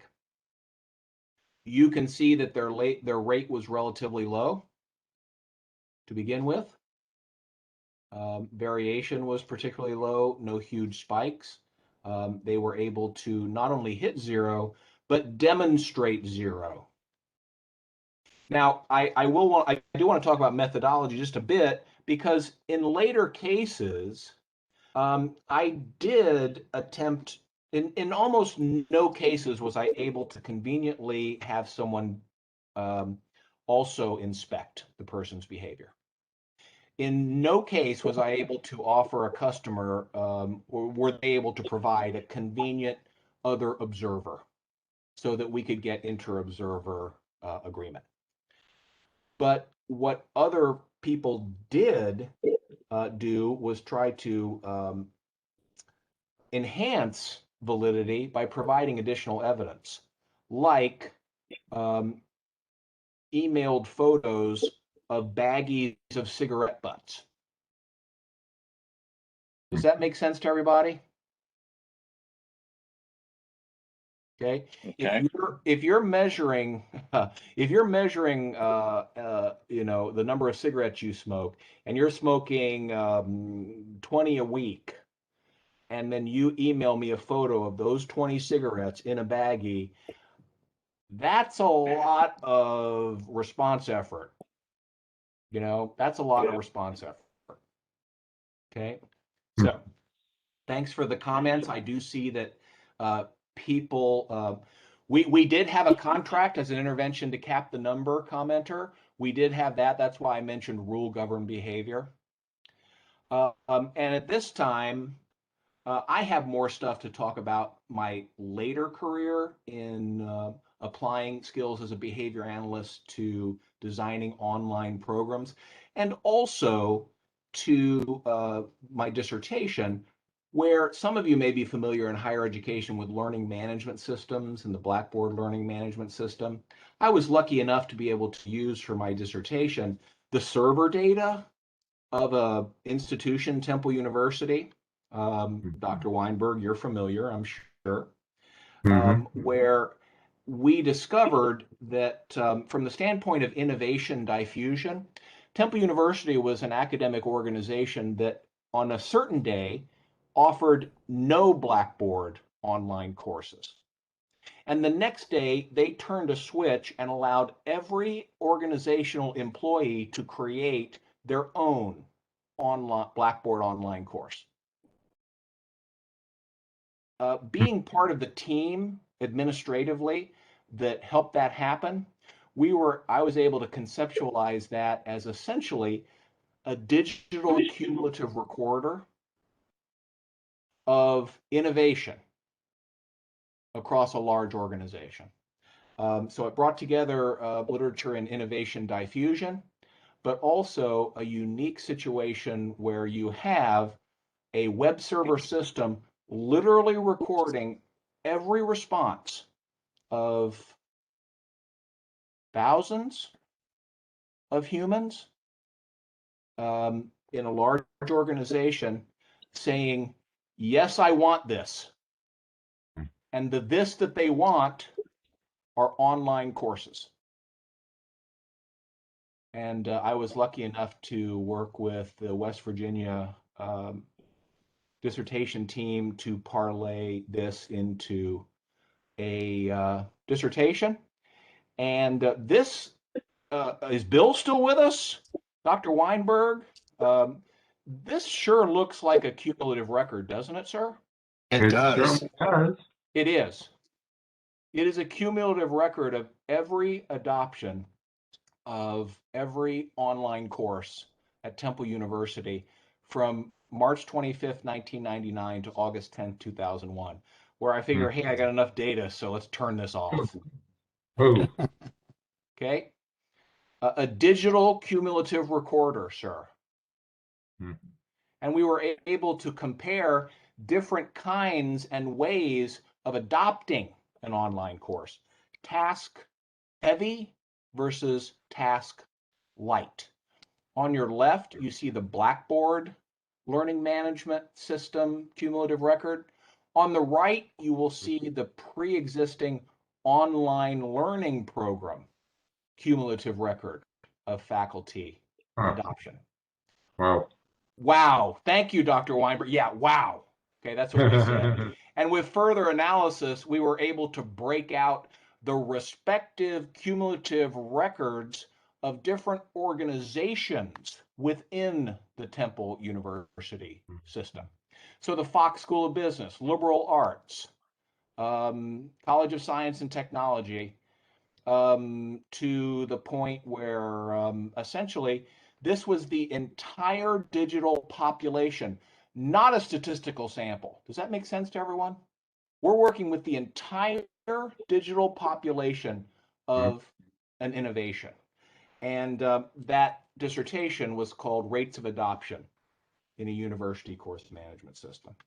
I think I'm about out of time, or if I'm not, I'm ready to shut up and cede time to anybody who wants to talk or go to the next person. But I do want to thank, real briefly, give me 1 minute, okay? So this is what I do now. Do you see these folks? These are people that I have never met face to face. And this is the telehealth intervention in intensive behavioral health services. And he's doing well. He's doing well. And I think the biggest shot in the arm to Ehaviorism is the telehealth revolution brought on by none other than a global pandemic. Guys, let's face it, behavior analysis didn't have a damn thing to do with it. Okay, it took a global pandemic to push these agencies. That's why Dr. Weinberg's presentation was so awesome, because it shows you the incredibly bad thinking behind some of these services. And that includes the fact that these agencies, before COVID-19 and the respective governors turned on their emergency orders, it was unethical and unbillable to work with any family without seeing them face to face. The next day it was mandatory. That is what a global pandemic has shoved the behavioral folks, such as they are in IBHS, BHRS, so-called wraparound, into simple 21st century telework. And if it hadn't been for that global pandemic, it never would have happened. But I will say this, it is happening. And here's what my boss, Joe Cautilli, looks like when telehealth isn't behavioral. And here's what he looks like when telehealth is behavioral. Isn't that neat? Look, I made a meme. His beard all of a sudden gets black? Is that what happens? Yeah, he gets very upset when telehealth isn't behavioral. And let me tell you, he's upset a lot. But we are going to make telehealth behavioral a little place that we like to call Behavior Analysis and Therapy Partners, BATP, as my wife calls it. I want to thank Tim Templin for putting me on the team because this was not a presentation that was going to be behavior analysis as usual. Tim was entrepreneurial and comfortable enough to deal with that. Every presenter and most of the audience are better behavior analysts than I will ever be.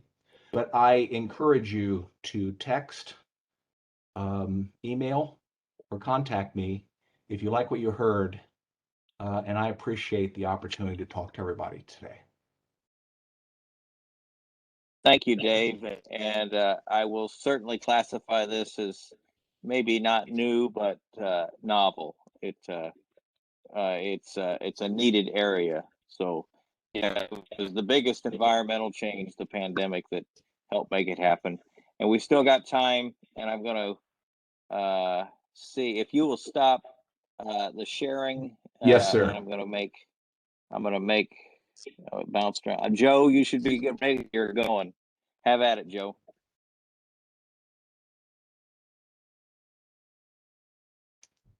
Joe, are you on mute? Can you unmute yourself?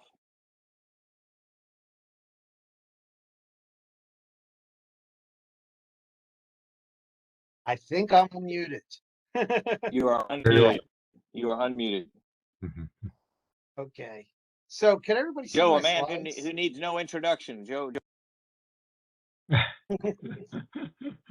Okay. This is Joe Cautilli, my third time back with you guys on doing this, and I hope we can continue to present our little blast from the past in behavior analysis. I'm going to present tonight on defining and integrating conceptual models of depression, behavior analytic and behavioral models of depression.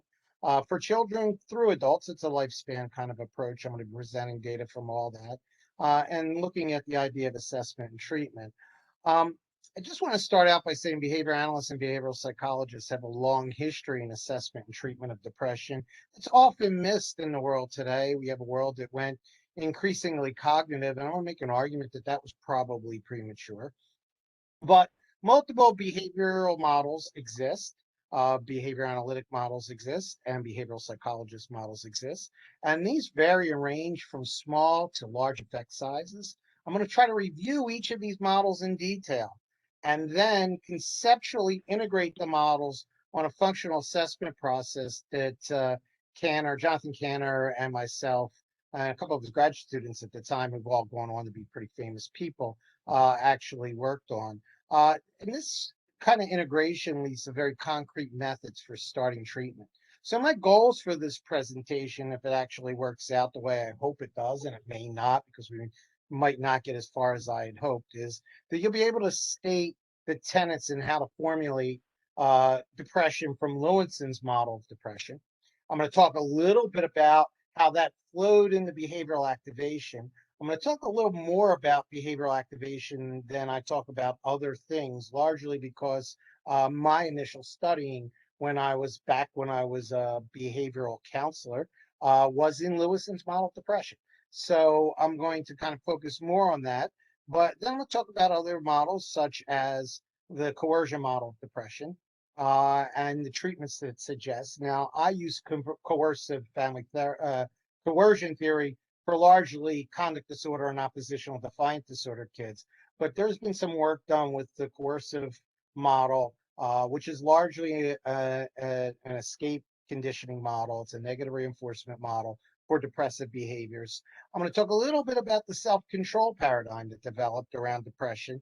And then I'm going to talk about, again, how to integrate these models. But first, I want to convince you that depression actually is a real problem. There's some people out there that don't believe it is, but there are 17.3 million adults in the United States today that report that they've had at least one major depressive episode. That's 7% of the US population. The prevalence for episodes was higher among adult females, 8.7%, than it is males, 5.3%. But still, with males, you're talking 5 in every 100 having depression. The rates of depression are highest among adults that have 2 or more races. So if you're Latino and Caucasian, you tend to have a higher rate of depression. If you're African American and Caucasian, you tend to have a higher rate of depression. You can fill in your own races there as you want. I also want to talk a little bit about this idea of depression in children. For a long time, depression was overlooked in kids. And even today, externalizing disorders and externalizing behaviors like aggression and rule breaking are a lot easier for teachers to spot than internalizing behaviors like depression or anxiety. And it's not just teachers, though. We've known since the 90s that physicians have had difficulty spotting depression in children. Most psychologists at one point would miss depression in children because they adhered to childhood depression was much like adult depression. And it wasn't until developmental psychologists came along saying, wait, this is an oversimplification, guys. And they suggested things like clinginess to the parent, refusal to go to school, expressing exaggerated fears and irritability, may all be signs of childhood depression. So some other signs of depression to recognize are things like, with older children, sulking, trouble at school, delinquent acts, many other behaviors that typically land a diagnosis of emotional and behavior disorder in school. So how common really is depression with children and adolescents? Well, it's roughly 2 to 5% of the children in the school system today are saying that they're depressed. If you look at children, just children as a group, kids under 12, 1% of them are expressing suicidal ideation. So children diagnosed as depressed are much greater risk, if you take it developmentally, for adult depression than children who do not have a diagnosis of depression.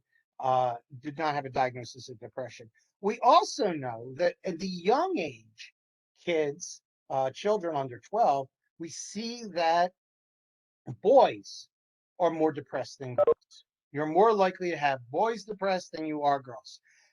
Then we reach adolescence, and lo and behold, girls switch. They become 1.5 to 3 times higher in rate of depression than boys. So it's an interesting kind of developmental phenomena that you see there.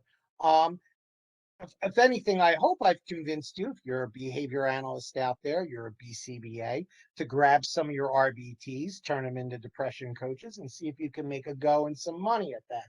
We'll see. Now, I did this presentation to kind of give you links to some articles that I think are seminal articles. And I know that Tim had told me and promised me he's going to get you all my slides, because it's important for me that research in depression and people working in depression continues.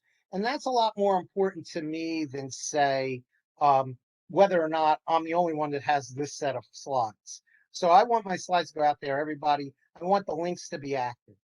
I want to start talking now about Charlie Furster. He was the first behavior analyst to look at the function of depression. He published an article in the American Psychologist, and I gave a link for that. And basically, he saw depression as a byproduct. It was a byproduct of lack of environmental reinforcement. And you're going to see that this idea of depression as a byproduct of either too much punishment or not enough reinforcement is one of the major models of depression. That if you don't have enough reinforcement in your life, you're going to feel depressed. We're going to talk a little bit about shortcomings to that model, but again, the idea is it's not direct. It's just that you're not having enough payoff in life in general. Lewinson then created a model in 74 that was largely based on principles from Charlie Furster's work. Uh, and it looked at some of the idea of the lack of positive reinforcement. And that's due to things like loss, severe forms of loss, like somebody you know died that was very close to you. Redundancy, your life's boring, it goes over and over again. Relationship breakdowns, they all can lead to depression. Of course, if you're imprisoned, I know that Tim is interested in working with people in prison. You get high rates of depression for people who are in prison. Also, um, once the person is depressed, sometimes you'll see direct reinforcement of depressive behaviors. This was something Lewinson pointed out. They may receive sympathy, they may receive attention. I got the link there for Lewinson's article. I want to talk a little bit about Marty Seligman's work. Seligman started out with a very heavily behavioral model,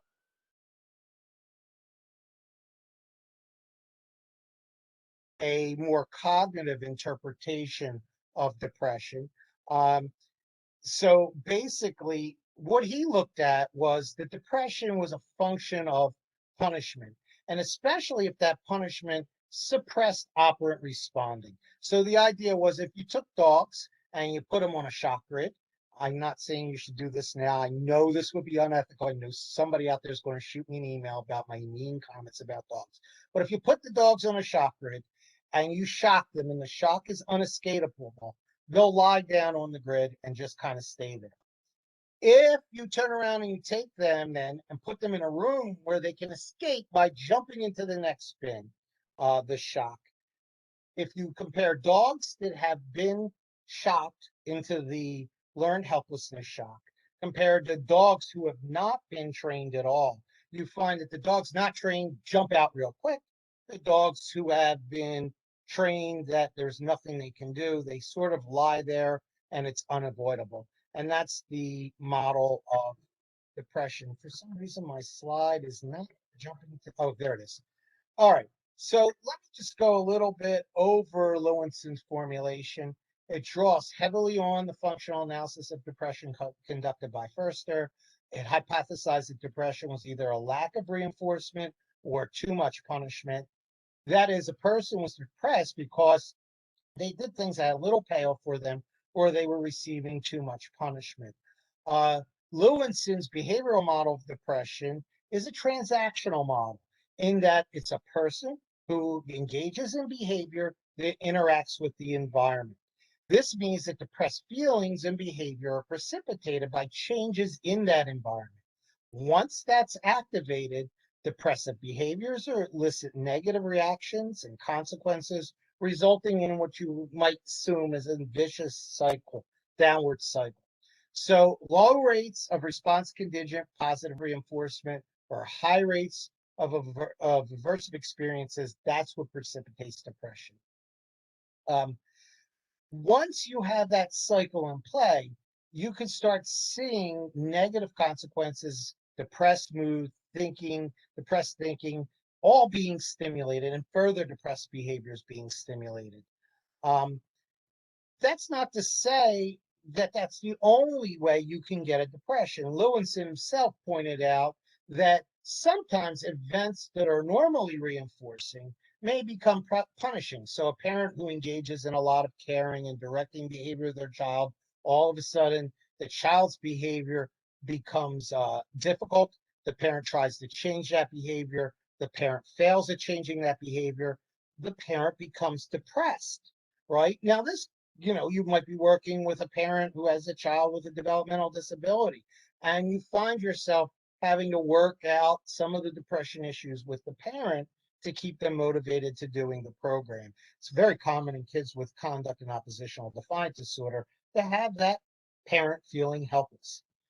Depressed persons could also have skill deficits that prevent rewarding interactions with others. Now, this is a smaller subgroup you're going to see later that have social skills deficits and problem-solving skill deficits, but they're definitely there.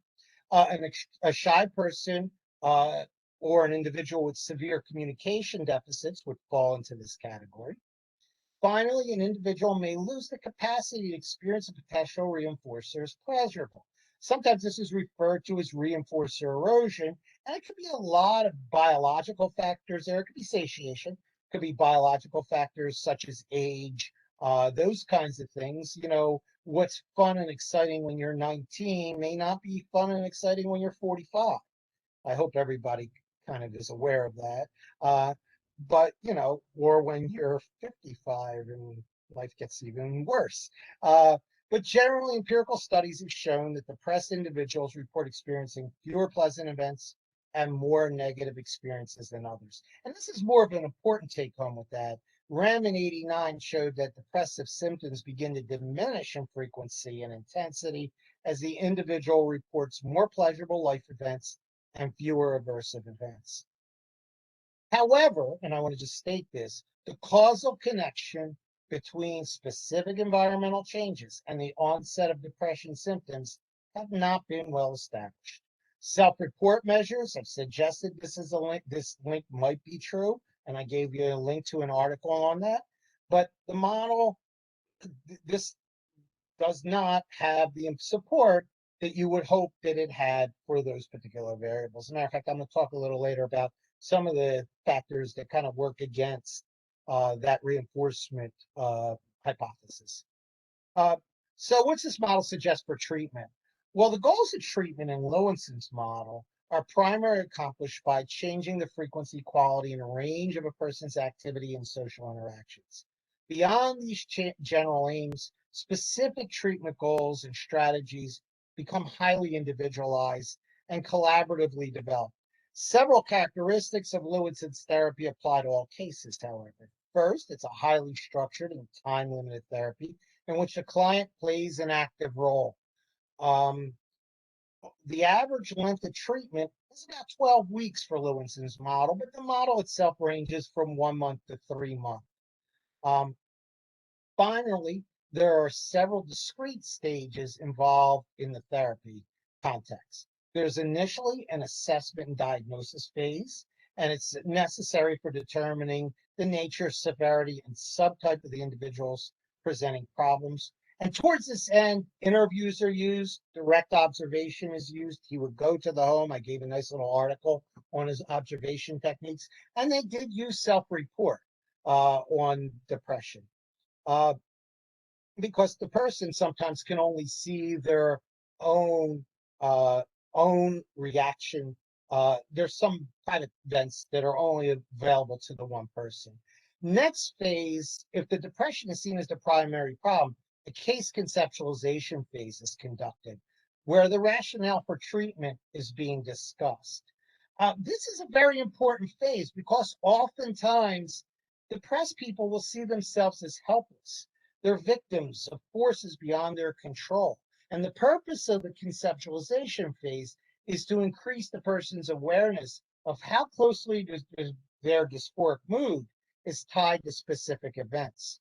Through this process, the person's problems then are demystified and redefined. They're operationalized in a way to increase their perception of hopefulness and control. Once it's redefined, the individual's depressive symptoms become specific problems that then can be solved. Lewison himself was very big on this case conceptualization phase. He said it really required great skill and sensitivity on the part of the behavior therapist. The redefinition of the problem has to be acceptable to both the therapist and the client. So if you're doing this and the client can't see this as them, chances are they're not going to follow through with the treatment. All right. But he did what he called a functional analysis. It's more related to today what we would call a functional assessment of the person's depressive symptoms being conducted. His method of functional assessment was comprehensive. Home observations. They would pinpoint specific behaviors and negative transactions that were going on in the home environment and try to bust them up. Clients are asked to fill out what's called a pleasant event schedule, and that's like a 320 item document, and an unpleasant event schedule, which is another 320 item checklist. They would take the top 80 events that were pleasurable and the top 80 events that were unpleasurable, and they would try to schedule the pleasurable events on the activity schedule, and they would try to limit the exposure to those unpleasurable events. The activity schedule then became part of this daily monitoring exercises. And mood and activity monitoring exercises were really used to further develop and redefine the treatment goals. Mood fluctuations were assessed using an instrument called the depressive adjective checklist, which is basically which of these adjectives describes you. And they had an unpleasant, pleasant activity record. Clients are taught to graph their data because it's a behavioral program, so they teach everybody to graph. But it was to graph the data from the daily monitoring in order to demonstrate the association between the client's mood and either the pleasurable or the unpleasurable events in a more concrete fashion. So in some ways, they were taking control of their own functional analysis process here. A wide range of methods were used in treatment to accomplish specific goals. Generally, these strategies fall into three categories: change aspects of the environment that are related to mood fluctuation. So if you know that depression usually followed, for example, a big argument with the wife, maybe talking about how to have less arguments with the wife was a thing to do for the guy that was depressed or the gal that was depressed. All right. The goal here in this first step is really just to shift the reinforcement and punishment density in the home. They want to teach concrete skills that can be used to change the negative environmental interactions. Depressed parents might be taught, for example, parenting skills designed to enhance the parent-child interaction. A shy individual might be given assertiveness training. Assertiveness training kind of came out of Joe Volpe's text on counter conditioning. It was an idea that you couldn't be anxious and assertive at the same time. And you'll see that there's an agitated depression that some people have where it's an anxiety depression mix. And assertiveness training works real well in that population. I'll talk about an article of that later on. They teach the client to enhance pleasantness and reduce unpleasantness for the environment. A lot of times they used relaxation training because the idea was this anxiety was incompatible with the feeling of pleasure. And it also enhanced the feelings of unpleasantness and made it more aversive. If a depressed client is seen as incapable of experiencing pleasure, the therapist then facilitates change that the client sees and speaks about the social experience they're having. For example, let me give you you might do discrimination training between what's a positive and a negative event. What's a necessary and unnecessary activity to do? What's constructive versus destructive thinking? So you can see that there was a verbal component to this that was also part of the training program. Sometimes the therapist points out that some of the events change massive patterns of contingency, such as the death of a spouse or divorce. And there was, I don't know if you guys know Bruce Thayer, he did a lot of work with this guided mourning process, which was a behavioral treatment for death and mourning. Also, there's a lot of stuff done on exposure therapy for grief and depression. So there's some ideas that you can bring in other ways of therapy for these kinds of things. Although Lewinson would just tell people this is going to take a long time to kind of reestablish everything that those people provided to you. And there might be a little bit of, in your own life, a feeling of, I don't necessarily want to be whole again after they're gone. They meant that much to me. And so he would go over that and say that. So finally, towards the end of treatment programs, the client and the therapist develop an individualized maintenance and prevention plan to enhance treatment generalizability. Let me just say, there's been a lot of studies done on Lewinson's model of depression. There's been a lot of outcome studies conducted there. The 79 article that I put up there, they really just compared the three components: the verbal cognitive training, the pleasant event schedule, which we now talk about as behavioral activation, and the social skills training. All were short-term and highly structured. The three components of Lewinson's model were all shown to be equally effective in reducing depression. This led to a course that they developed called the Coping with Depression course. It's a 12-week, 2-hour session spread over 8 weeks. It was shown that it could be done in group format, and the group format differences were very small compared to the individual, which then offered savings to the system. So now that I gave you the first model, it was a very promising model. Let me give you the first sack of the first model. Lewinson, Hoberman, and Rosenbaum, this was back in '88. This was when I was just coming into the field, provided evidence that contradicted the role of reinforcement. They looked at 500 non-depressed people for risk factors associated with depression. That is the reduction in reinforcement, negative thinking, life stress. And then they looked at them again 8 months later to see if they had developed depression. And they found that reduction in positive reinforcement really did not predict depression. Still, and they found out that behavioral activation was found to be very effective with adults. And I gave you 2 links there. You can look up those follow-up studies. And in a group intervention. Uh, uh, Don Beer did some stuff where he talked about the behavioral approach to depression, basically being relearning pleasure. Behavioral activation then was used to increase the amount of positive reinforcement and to relearn what positive reinforcement was. So you would have them put their predicted pleasure, and then when they did the activity, they would put their actual pleasure so that those rates would actually get closer. They were better able to predict their pleasure amount of pleasure they would get from an activity. I gave you a link there for a manual for relearning pleasure for children. And, again, I'm hoping that, it's a lot of stuff I'm going to cover tonight. And I'm hoping that if you are serious in working with depressed people, that you'll go back, or if you even have a client, say you're working with a kid that's autistic and the kid has some signs of depression or anxiety, that you'll develop these skills so that you can better work with that child. All right. So social skills training was for depression, came out of this. It's geared towards teaching people how to engage in satisfying interactions, how to keep eye contact, start a conversation, maintain a conversation, how to make small talk, how to end a conversation. Even the basics of assertiveness and dating were covered in a lot of these early social skills trainings. They used to have programs on teaching people how to date, how to go on date.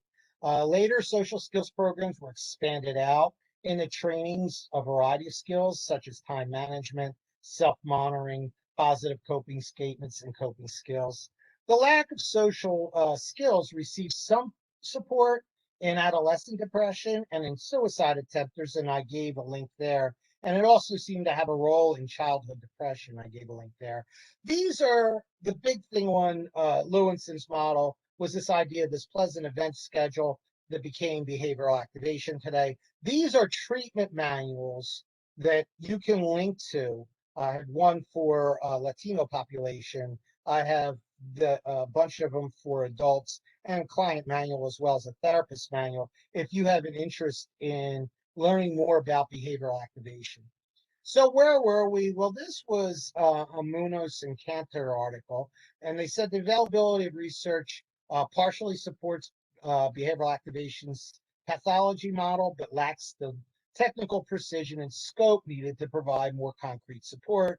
Research examining the models longitudinally demonstrate loss of or chronically low levels of reinforcement that precede increases of depressive symptoms is necessary in order for the model itself to make more definitive claims, which was what I told you before. Lewinson kind of shot that down with his own study. There's also little research that supports behavioral activation's mechanism of why the behavior changes. And you could get that right from that link on the model.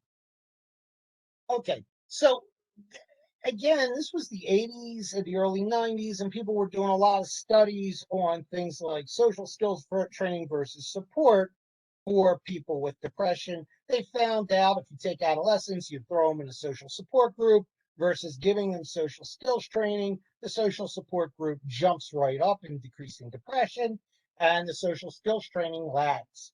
Then what happens is, as you would predict from the model, the social skills training catches up. Now, a lot of people then were saying, well, why doesn't it surpass the social skills training, the supposed social support group? And the idea was, well, it's not necessarily the case that would surpass it, because while the social support group gives you a lot of free reinforcement early on, people do socialize you in those groups and they train new behavior on your part. Right? They say that this might be bad or this might be good. But like I said, social skills training in general has a small effect size. Well, how small is the effect size? It's about the same effect size as cognitive restructuring. And some studies have actually found the two to be equivalent. Early meta-analytic studies in the 80s and 90s showed a combined treatment of cognitive and behavior therapies for depression to be slightly more effective than either the behavioral or the cognitive therapy. This is an article with a link like that. But I want you to look at table 5 in that article when you get the time. You see that in the head-to-head, the behavioral activation versus the full CBT training, the difference there is 0.2, which is a very small effect size in a meta-analysis. And it probably wasn't the best way to go to link and abandon behavior therapy over that. It probably would have been better to look at how can we strengthen behavior therapy rather than grab it and throw it into the CBT, where you have two models that don't really kind of gel well together. Compounding that problem is, if you look at table 4, you see that the largest amount of those studies were done for CBT superiority were done by people with the CBT orientation. So they talk about a thing called allegiance effects when you do meta-analysis. You find this often when drug companies do meta-analytic studies. All of a sudden, their drug kind of always comes out as being the best one. And the reason for that is people tend to gear the outcome measures towards what they know their drug does. Same is true, I think, in the behavioral literature.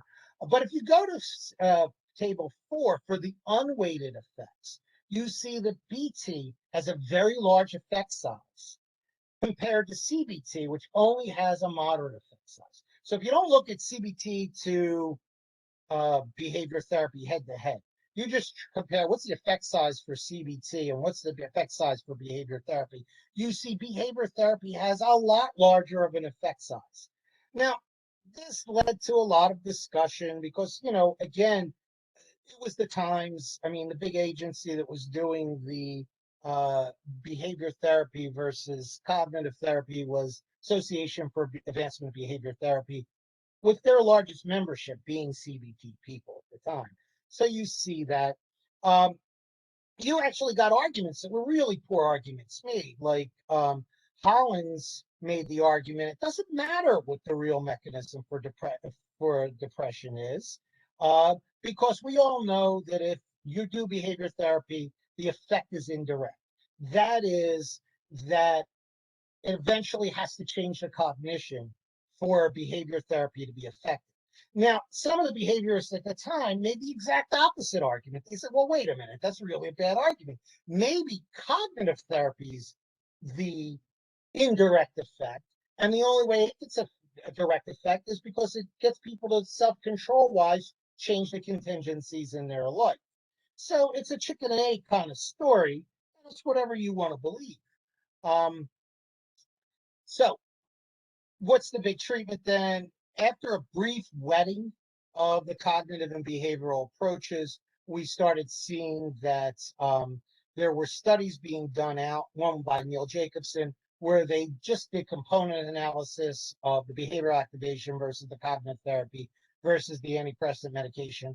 And they found out that the largest controlling variable really is the behavioral activation piece, and that there was very little, if nothing, added to the cognitive piece at all. This is an article, again, behavioral activation's had so many studies now showing its effectiveness. This is an article that combines behavioral activation with collaborative goal setting with elderly people, and it's done completely by phone contact, and they show complete decrease in depressive symptoms. So how big is this behavioral effect size here? And so that's what people started to ask. There was lots of studies developing, and this is the early 2000s. Back in 2006, the behavior analysts today received the first meta-analysis ever to be done on this subject matter. And they found that out of these 8 studies that were done, 6 of the 8 studies reported very large effect size, greater than one standard deviation on the BDI. That's the Beck Depression Inventory 2. It scores at post-treatment. And 5 of the 6 reported a very large effect size on follow-up. When you look at the Hamilton Rating Scale, which is another measure for depression, Beck's depression scale more skewed towards cognitive things like what people tell themselves about depression. The Hamilton more skewed towards physiological symptoms, those vegetative symptoms. You see that the effect size ranged from very large, right, an 0.83 to 3.29 at post-treatment, and very large on follow-up, like 9.6 to 2.48 on follow-up. All 7 studies utilizing the Hamilton reported a very large effect size at post-treatment and on follow-up. And there's a link to that. Now, since that meta-analytic study came out, there's been 4 meta-analyses that have been done. There was even a meta-analysis done that showed a very favorable review of behavioral activation for children and adolescent depression. This is from one of the articles, and it's the links there. Random effect meta-analysis of symptom level post-treatment show behavioral activation to be superior to controls and to medication. But the overall study quality on the majority of studies is low, and the follow-up periods tend to be very short. So you weren't getting 2-year follow-ups on the depression cases. You were tending to get 3 to 6 month follow-ups on depression cases. Okay, so what happens after positive reinforcement does not predict the etiology? Well, the reinforcement study that looked at reinforcement by collapsing it across participants, that's a reinforcement density model. A lot of times those studies themselves have problems because reinforcement is an individualistic kind of phenomenon. In other words, it's not the behavior that I can do in the abstract that's the most effective behavior. It's the behavior that me as an individual can actually produce in that functional situation. So a matching model of reinforcement may produce better understanding of the role of reinforcement. In addition, the byproduct model of reinforcement is actually one way to see it, especially if you want to combine it with this idea of high rates of punishment. So I'm going to talk about punishment now, and I'm going to talk about escape from punishment as the coercion model predicts, which is sort of a negative reinforcement. All right, so when we talk about the role of punishment, depressed individuals were found to elicit more negative reaction than others. This combined with several studies that showed that depressed people had more aversive events in their lives led to a revision of Lewinson's work. You know, again, the cognitive model isn't that the events in your life disturb you, it's your interpretation of the events. I would argue, based on Munoz's work and Billings' work, that no, actually depressed people really do have more shitty lives than people who are non-depressed. And there's some clear evidence that supports that in a good number of cases. But anyway, Lewinson revised his model to see that both external and internal forms of punishment were taking into account for causing depression. For kids, punishing events became very much focused. Gerald Patterson and his colleagues over at Oregon Social Learning Approach presented a path, and they replicated the path model of academic failure and peer rejection as a model for childhood depression. In other words, this idea that the aversive events of being rejected by your peers and failing academically predicts depression in kids. I mean, this is not brain science here. I could have told you that without having to do a complicated path model, but he got money to do it. So that's the difference. Although I should point out the academic failure proved to be less stable and more variable. So people don't care as much about their academics at school as they do as much as the other kids are bullying them and teasing them. But as we move now to escape conditioning, escaping aversives, I really want to point you in the direction of this chapter by Hopps and Biglin. This is a very good chapter. I would suggest you get it if you want to work in this field. It really lays out the coercive model of depression. In coercion theory, family mechanisms support the development and maintenance of depressive behaviors and symptoms. This theory is an interpersonal depression model, like Lewinson-Foerster theory. Coercion holds that the interaction patterns with salient context are critical areas for study and key targets for change. Coercion theory is a microsocial interaction theory. It conceptualizes the individual's behaviors under control, the social environment, and at the same time is operating as a context for behavior of other social agents. Coercion theory holds, Lewinson kind of put self-report instruments on the level of direct observation. Coercion theory held that the idea was that, direct, what's his name is important, but really direct observation is the most important variable, because people aren't going to come in and tell you if they're getting subtle reinforcement. I'm depressed because it makes my wife stop screaming at me, right? If I get depressed, and it suppresses my wife's anger. People rarely say that. The data for Lewinson, for coercion theory, was collected by observation. It was put into a stream model of social interactions, and they identified the social contingencies that may have been controlling the coercive behavior. The theory holds that depressed people live in aversive environments that are conducive to the development of depression.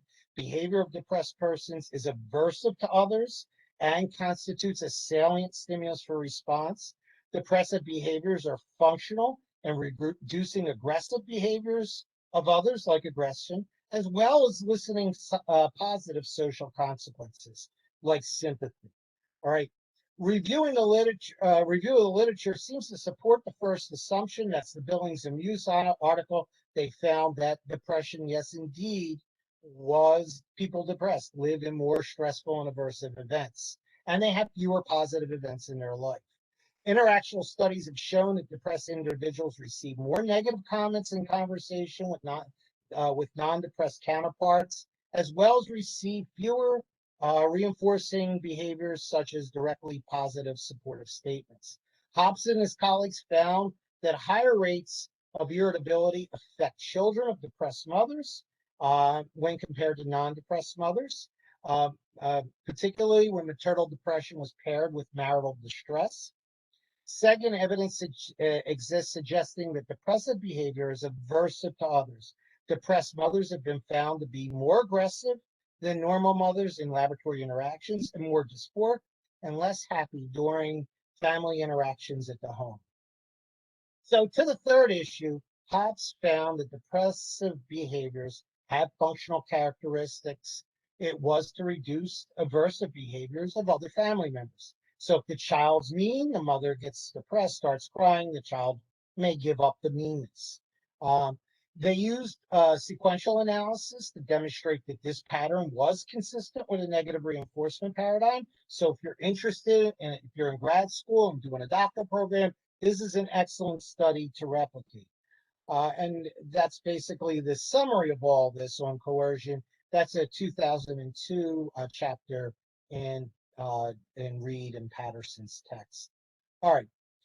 It appears that while coercion predicts antisocial behavior in both boys and girls, by adolescence, we see girls are much more susceptible to a depressive symptoms by this escape conditioning model than boys are. All right.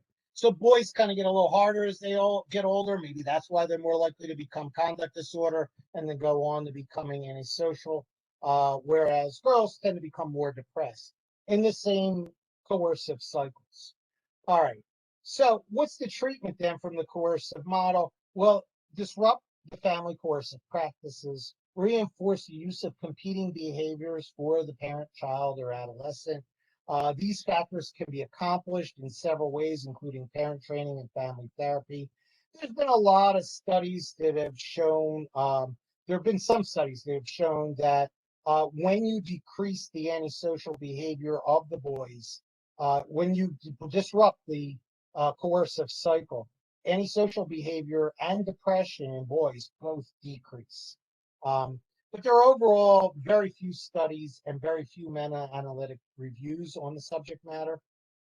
All right, so let's move from positive reinforcement and escape conditioning to this concept of rule-governed behavior. Somebody brought up rule-governed behavior. I believe it's Dave tonight.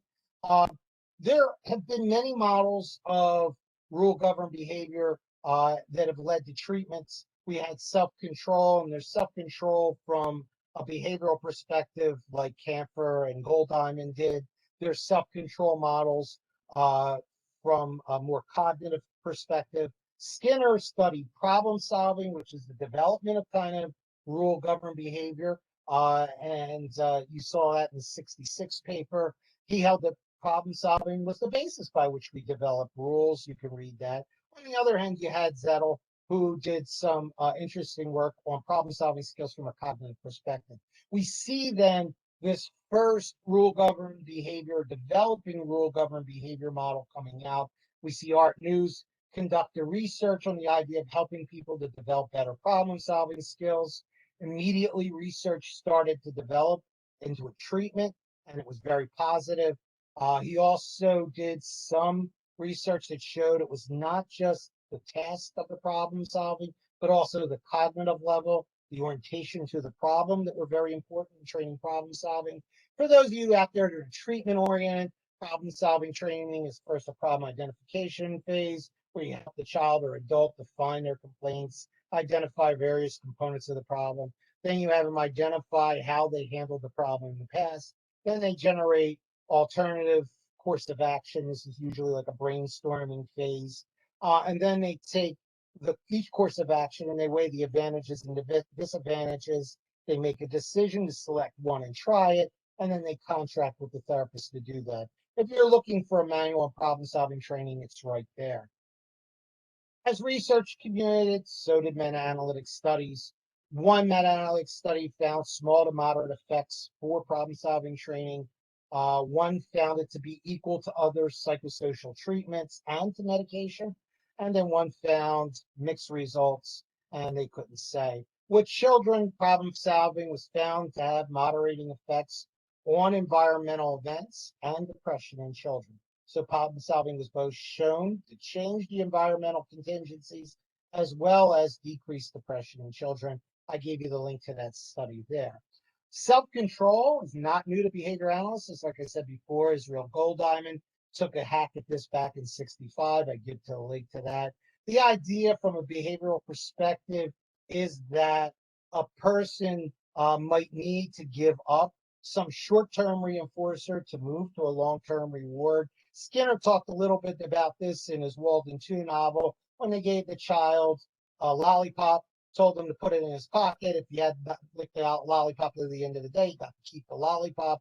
If he did, he was not, the lollipop was taken away from him. Is there any support for this idea that depressed people have this thing where they lack reinforcement? We found a tendency, REM did, to prefer immediate reinforcement to long-term reinforcers for subjects who were depressed. And I gave the link for that. So this led to behavioral self-control programs. Some of those programs included behavioral problem solving as treatment of depression. The initial studies with children found this approach to be effective for moderately to severe children. REMS models developed on Camphor's model of self-control. Basically, the argument there is that the world is training them to respond selectively to negative events. Their life is, they become more salient. They attend to immediate rather than delayed outcomes. So there's a tendency for the immediate reinforcer and a failure to develop rule-governed behavior.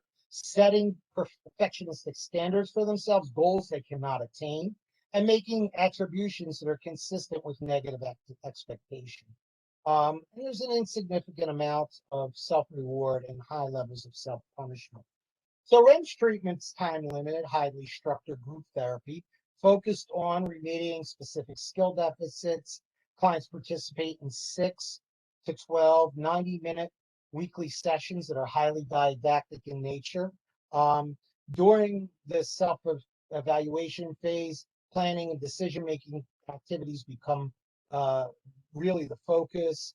You see a lot of discussion on homework. You see a lot of collaborative goal setting. I'm trying to speed it up because I know I'm running out of time. And you could read a little bit more on the model. When the model was first laid out, there's a link to that. What REM self-control model is considered an evidence-based model for depression. Studies did show that depressive symptoms were reduced in only 6 weeks, and the gains were maintained on a 1-year follow-up. There was no difference found for his self-monitoring component versus self-monitoring plus self-evaluation or self-monitoring plus self-reinforcement. They were all equally effective. When compared to psychoeducational groups with elderly people, the model was found to be very effective, but not more effective than psychoeducation. They were also self-managing and self-control therapy seems to be equivalent in children to behavioral problem-solving therapy, and there's a reference there. Too much rule-governed behavior could be the other end of it, and I talk a little bit about acceptance and commitment therapy here. The idea is the basic research on rules supports the notion that people will give up a lot of reinforcement, immediate reinforcement, to follow the rule, and that this can actually lead to some length of treatment. But the most recent meta-analytic studies on ACT as a treatment have pointed to only a moderate effect size for depression. So compared to others, controls ACT is superior after treatment of 1 to 3 months for depression. And there's the 2 links for ACT treatment depression manuals. There are a lot of other models. I don't want to kind of go into them. We developed basically an idea saying, well, and this you could get this on the link. That's the Cantor article I did with Bausch. And the idea, the take-home message here is your success in depression treatment might be enhanced if by understanding environmental factors that impinge on the client. So we have the byproduct models of not enough reinforcement, like Fester and Lewinson, too much punishment, like Lewinson, a loss of effective operant behavior. That's your learned Helmholtz model from Seligman. So if you assess your depression, you can find it on any of those 3. There are direct operant models, such as a positive reinforcement model or a secondary gain model for contingent for depression, which you see played a role in Lewinson's theory. And then, of course, the negative reinforcement, which is the coercive model. And then the 2 rule-governed models, the building of rule-governed behavior from REM and the EZU, and the too much rule-governed behavior from ACT. And then other environmental factors we talked about that might precipitate depression, like establishing operations. Again, I don't want to take too much time on this. I'm kind of jumping ahead. These are some assessment instruments I lay out if you're interested in basically how to conduct a behavioral activation schedule. What does an environmental rewards observation scale look like? What's a reward probability index? Once you've got your assessment done, you move to formulation. And as you can see here, for example, I just want to take one case. For example, if you have, I got like 5 cases here, but I'm only going to take one. If Johnny is depressed, in your formulation, you posit and then observe depression is largely in the form of Johnny feeling tired all the time. In the morning, he has great difficulty getting out of bed. You observe that when he gets to school, he's frequently neglected by most of his peers, except for certain groups which tease him. This formulation might suggest that difficulty getting out of bed might be the result of escape from the teasing and too little reinforcement. This might be a kid you train in assertiveness. You might train some problem-solving skills with him on how to deal with teasing, do some social skills training on how to make friends, and set up your behavioral activation program. Okay, and that was basically, these are just some forms on behavioral activation program, and I know that I'm getting too late, so let me go back, turn everything back over to you if there's any comments. Yeah, thank you, Joe. And I will say we are really out of time right now, but if anybody wants to ask anything, the 3 of us are still here. Dave had to leave, but we're really at the 8:30 mark right now. So if you have to say goodbye, I understand, but if there's anybody that wants to ask anything, go ahead and just unmute yourself and ask away.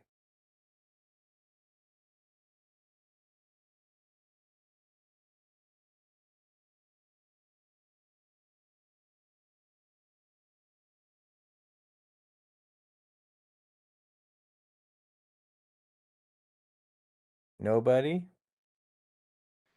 Oh.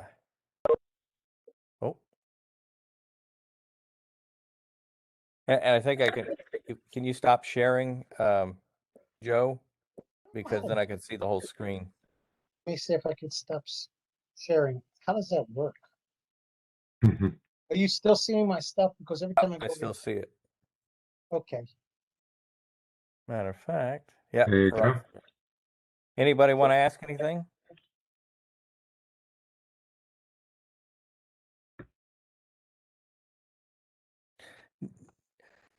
I heard a lot, Joe. I hear a lot of people that if you want to just conceptualize depression, it is just negative thinking. If it is anything, I but don't that's know. pretty. I mean, that's That's pretty. I think ingrained it's in pretty. our society. I Yeah. think that that's actually a misconception. I think if you look at the data, look, cognitive therapists wanted to say that for years. It's all about how you think about the situation. But the truth is, depressed people have pretty depressing lives. So is it a chicken or an egg phenomenon? It might be that, as the cognitive therapists have argued, it is all in your head, and that once you change how you see the world, things get better. Or it might be that you really have to change the contingencies in your life. And as you do that, your depression will lift. So it could be a chicken or egg argument. I don't think that the effect sizes from the meta-analytic studies supported the idea of integration with cognitive therapy when they did. But like I said, ABA at the time was not a practitioner organization, Association for Behavior Analysis International. They had more concerns about getting their own students jobs and research that wasn't happening. So they didn't have any time to take this battle up. And certainly the biggest population outside of that were developmental disabilities. So you had AABT, which was largely supportive of, integration. As a matter of fact, Joe Volpe used to call it the Association for Eclectic Recipes. That was his little knock on it back then. Okay. Somebody unmute. Want to ask something? Okay.